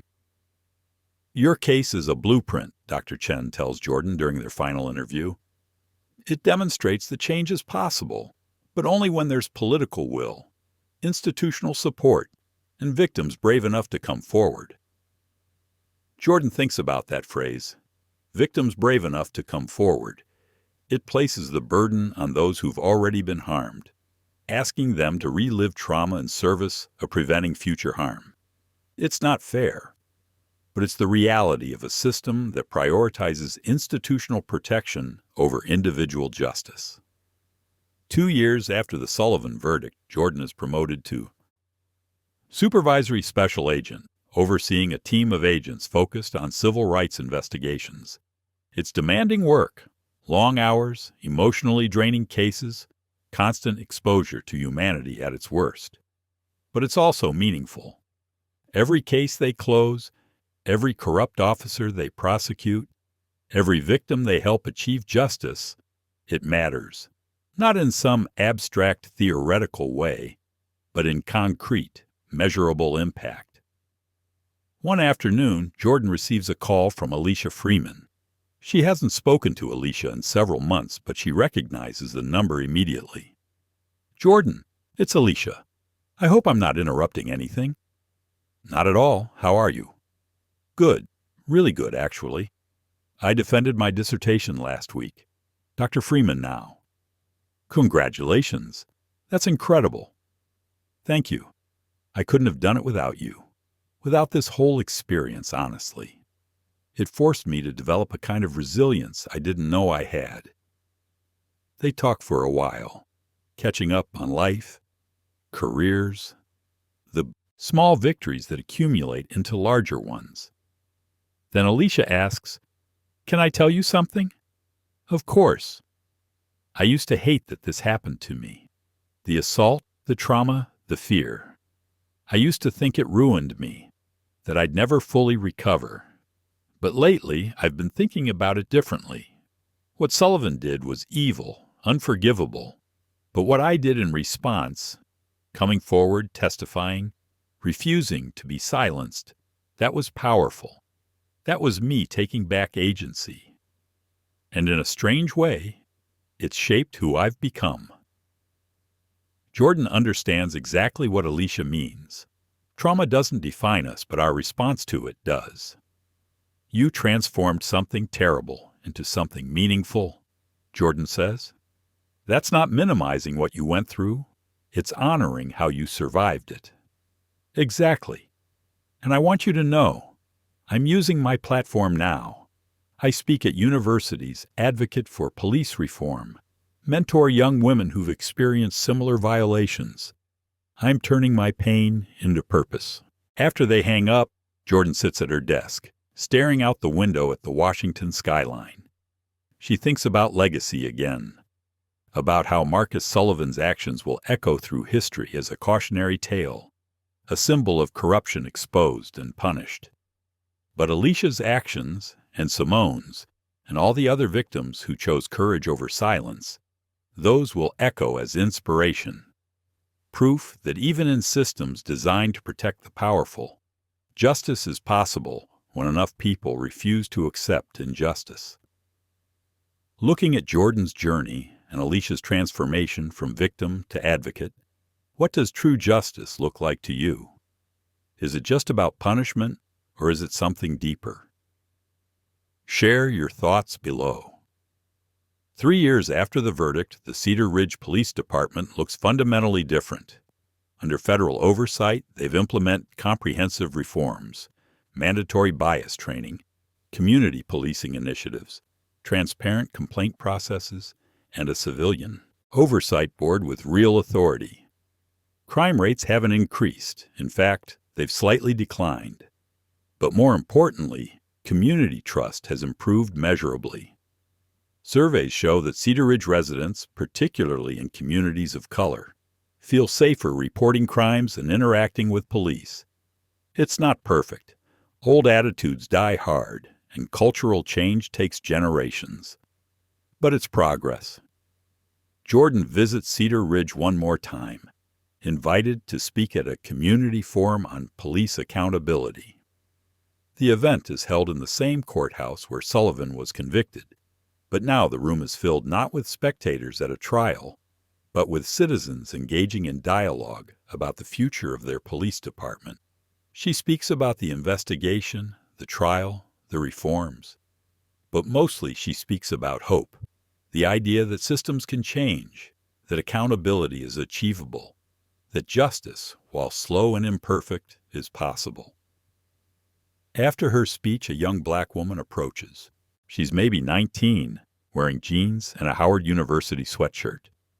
"Agent Monroe, I just wanted to say thank you. 3 years ago, my mom was one of the women Officer Sullivan extorted. She paid him $200 to avoid arrest for a broken taillight that wasn't broken. She was too scared to come forward during the trial. But watching you, watching the other women testify, it changed something in her. She realized she wasn't alone, that what happened to her wasn't her fault." Jordan's throat tightens. "How is she now?" "She's okay, better. She testified in the civil case, got some compensation, but more than that, she got closure, validation, the knowledge that the system finally listened." "I'm glad," Jordan says. "Tell her I said thank you for being brave enough to share her story, even if she couldn't do it in court. Every voice mattered." The young woman nods, then hesitates. "Can I ask you something?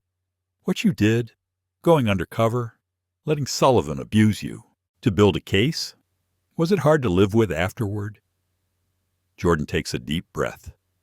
"It still is sometimes. Trauma doesn't have an expiration date. But I also know that if I hadn't done it, Sullivan would still be out there, still targeting women, still using his badge as a weapon. So yes, it was hard, but it was necessary." "Would you do it again?" Jordan considers this. The honest answer is complicated. She's not sure she could survive another undercover operation like that one. The emotional toll was immense, the recovery ongoing. But then she thinks about the 17 women whose lives changed because of that operation, about the reforms implemented across the country, about young people like Taylor Richardson and this young woman in the Howard sweatshirt, inspired to believe in accountability. "Yes," Jordan says finally, "if it meant protecting even one person from what those women went through, I'd do it again." 5 years after Marcus Sullivan's conviction, Jordan, Monroe receives an unexpected letter. It's postmarked from F.C. Allenwood, a federal prison in Pennsylvania. The return address shows an inmate number and a name, M. Sullivan. She stares at the envelope for a long time, debating whether to open it. Part of her wants to throw it away unread. She owes Sullivan nothing, not her time, not her attention, not her forgiveness.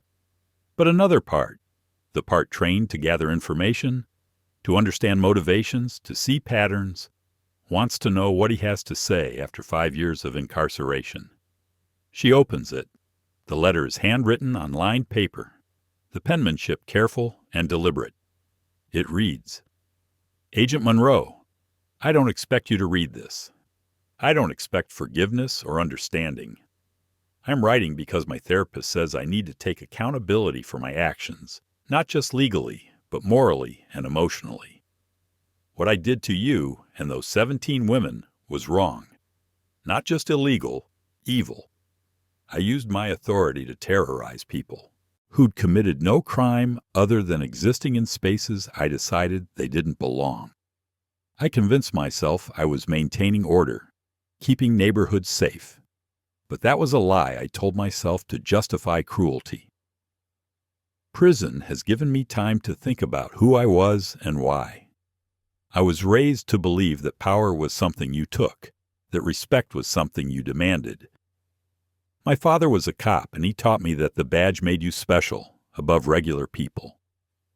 I internalized that, made it my identity. When you didn't submit to my authority, when you questioned me, challenged me, it broke something in me. My entire sense of self was built on the idea that I was in control. And when I wasn't, I responded with violence. I don't tell you this to excuse my actions. There is no excuse. I'm telling you because I want you to understand that I see now what I couldn't see then. You weren't the problem. I was. My insecurity, my racism, my need to dominate. Those were the problems. And they hurt real people in real ways. I think about those women every day, about the fear I caused, the trauma I inflicted, the trust I violated. I think about how my actions reinforced every negative stereotype about police officers, made it harder for good cops to do their jobs, damaged the relationship between law enforcement and the communities we're supposed to serve. I've been taking classes here, psychology, sociology, criminal justice reform. I'm trying to understand the systems that produced me, the culture that enabled me. I'm trying to become someone who, if I ever get out of here, can contribute something positive to the world instead of just causing harm. I don't expect you to care about my rehabilitation. I don't expect anything from you. I just wanted you to know that your courage, and the courage of the women who testified, changed me. Not just legally, but fundamentally. You showed me what real strength looks like. It's not domination. It's standing up for what's right, even when the cost is high. I'm sorry. Those words are inadequate, but they're all I have. Marcus Sullivan. Jordan reads the letter 3 times. Then she sets it down and takes a long walk through Washington, D.C., processing.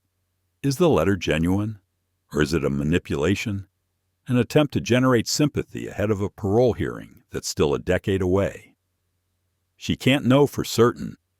People are capable of change, but they're also capable of performing change while remaining fundamentally the same. What she does know is this: Sullivan's remorse, genuine or not, doesn't undo the harm he caused. It doesn't erase Alicia's trauma or Simone's fear or the 17 women whose lives he disrupted. Accountability isn't just about feeling sorry. It's about accepting consequences and working to prevent future harm. She doesn't respond to the letter, but she also doesn't throw it away.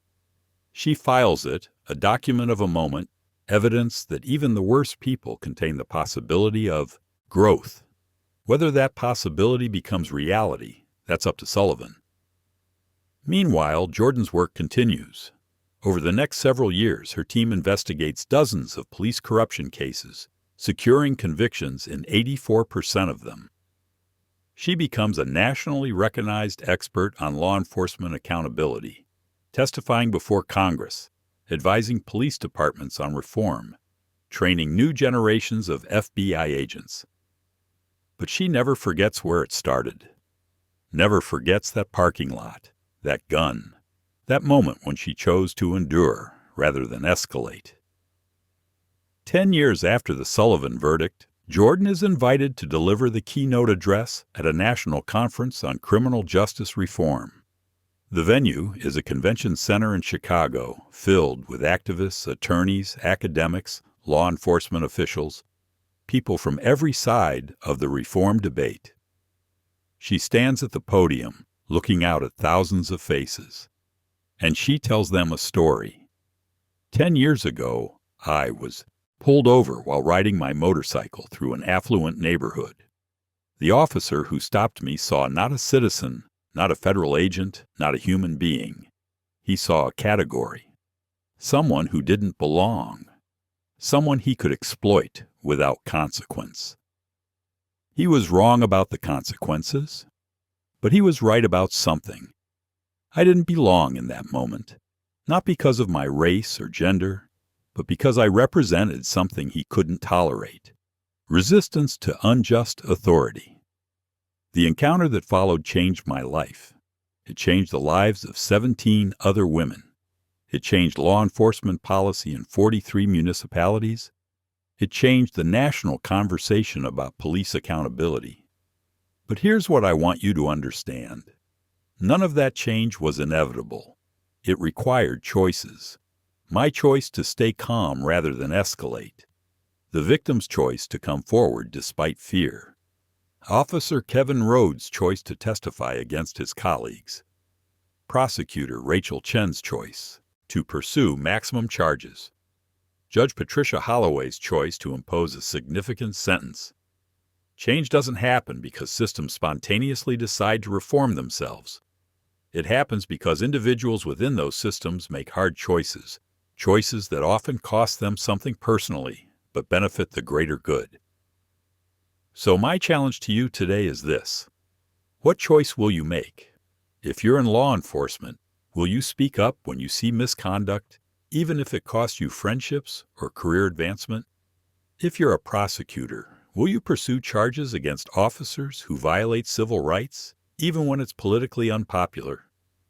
If you're a citizen, will you demand accountability from your local police department, even when it's easier to stay silent? The Marcus Sullivans of the world thrive in silence. They thrive when good people make the easy choice rather than the right one.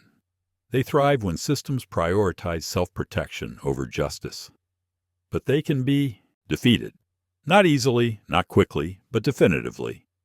All it takes is enough people choosing courage over comfort, accountability over impunity, justice over convenience. 10 years ago, I made that choice, and I'm asking you to make it too. The applause is thunderous. People rise to their feet, not just the activists and reformers, but also police chiefs and prosecutors and judges. People who understand that accountability isn't anti-police, it's pro-justice. After the speech, Jordan is surrounded by people wanting to talk, to share their own stories, to ask for advice.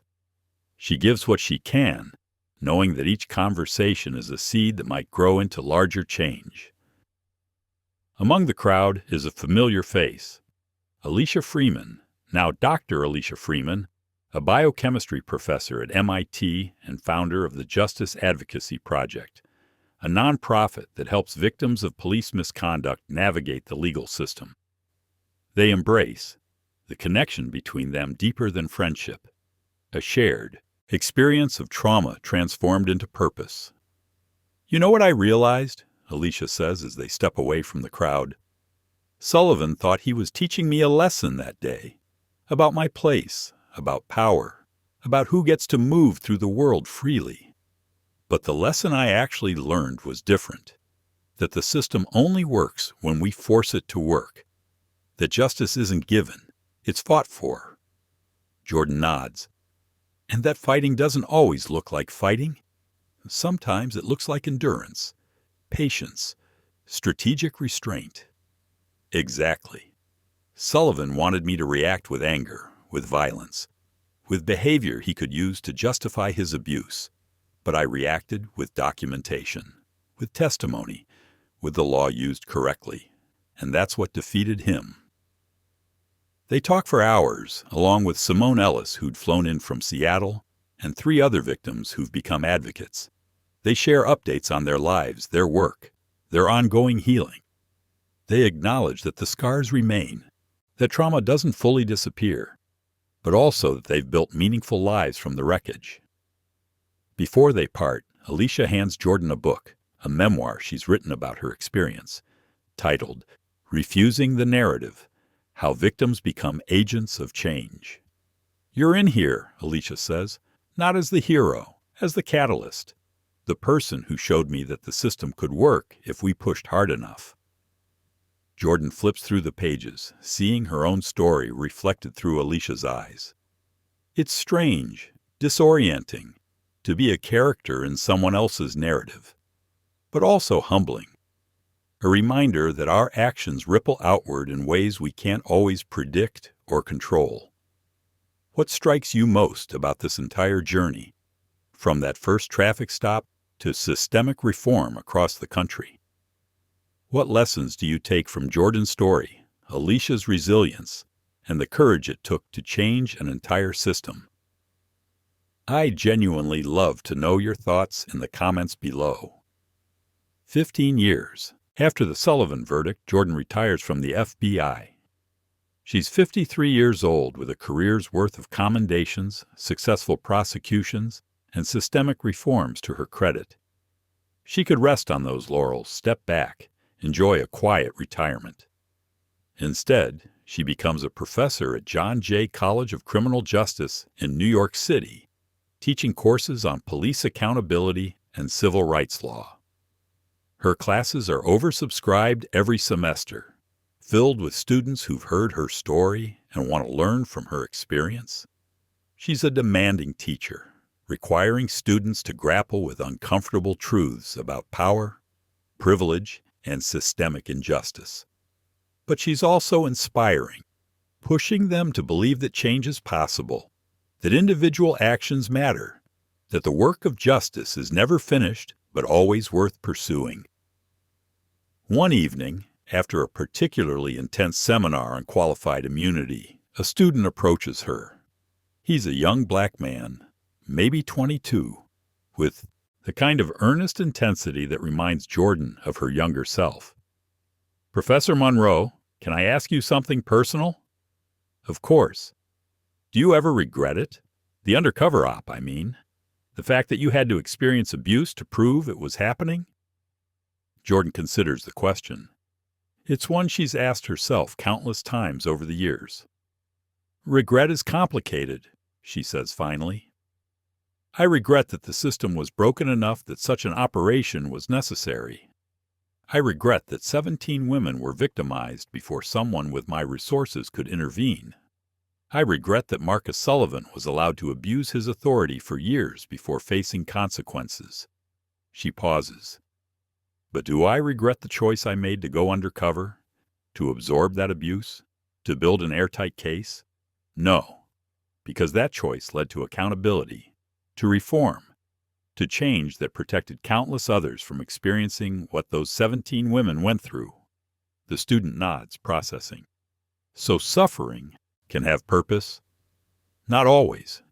And we should never romanticize trauma or suggest that victims need to suffer to prove their worth.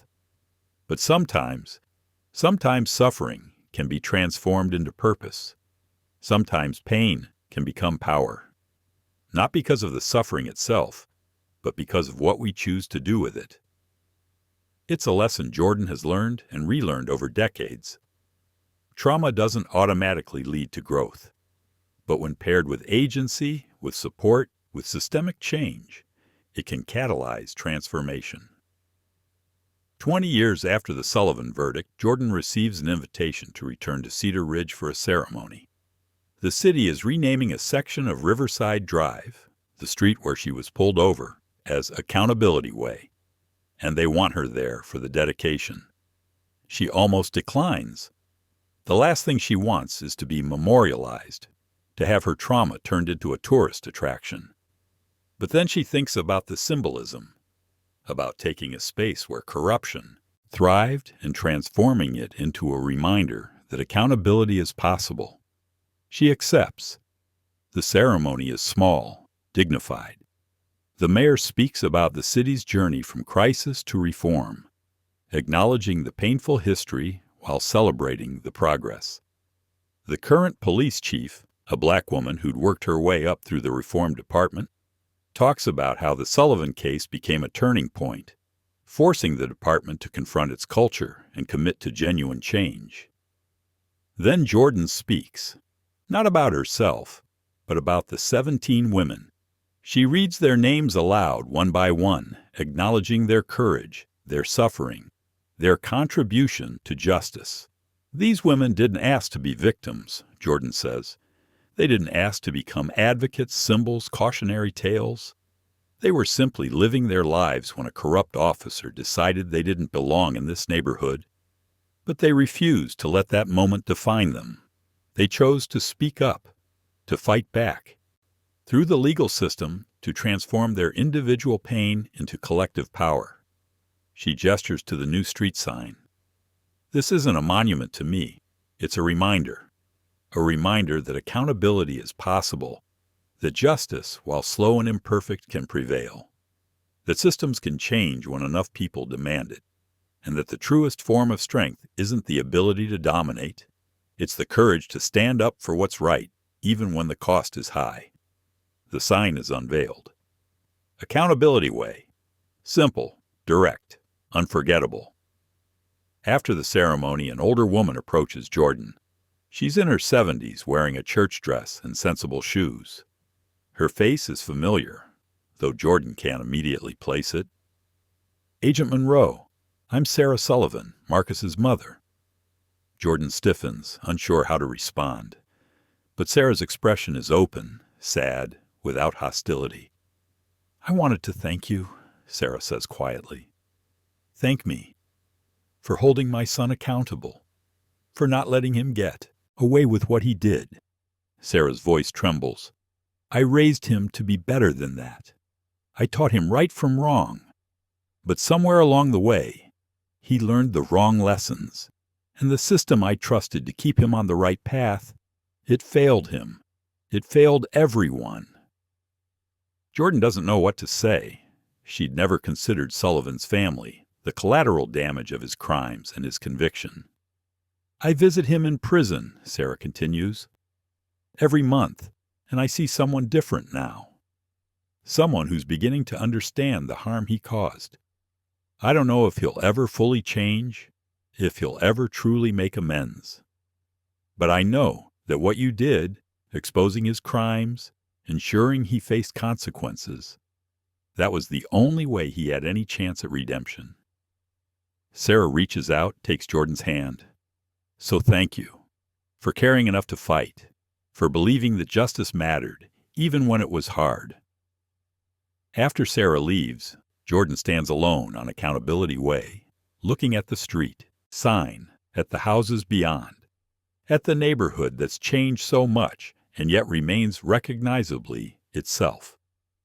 She thinks about legacy, about how a single encounter on a summer afternoon 20 years ago set in motion a chain of events that changed laws, reformed departments, inspired generations of activists and reformers. She thinks about Marcus Sullivan serving his 15th year in federal prison, perhaps genuinely remorseful, perhaps not. She thinks about the 17 women whose courage made justice possible. She thinks about the thousands of other victims in other cities who've been inspired to come forward, to demand accountability, to believe that the system can work. And she thinks about herself, about the choice she made to endure abuse rather than immediately end the encounter, about whether it was worth it. The answer, she realizes, isn't simple. It's not a binary choice between worth it and not worth it. It's something more nuanced, more human. It was necessary. It was painful. It was transformative. All those things at once without negating each other. And that, perhaps, is the real lesson. That justice is complicated. That accountability requires sacrifice. That systemic change demands more than we want to give, but less than we think it does. most of all, that the work is never finished. That for every Marcus Sullivan convicted, there are others who haven't been caught. For every reform implemented, there are departments resistant to change. For every victim who finds justice, there are countless others who don't. But the work continues. It has to, because the alternative, silence, complicity, acceptance of injustice as inevitable, is unbearable. Jordan Monroe is 61 years old now, nearly a quarter-century removed from that traffic stop. She's no longer an FBI agent, no longer actively investigating cases. But she's still fighting, still teaching, still advocating, still believing that change is possible. One choice at a time, one case at a time, one system at a time. The sun sets over Cedar Ridge, casting long shadows across Accountability Way. Jordan takes one last look at the street sign, then turns and walks toward her car. Tomorrow, there will be more work to do, more students to teach, more stories to tell, more battles to fight. But tonight, for just this moment, she allows herself to feel something she rarely permits: pride.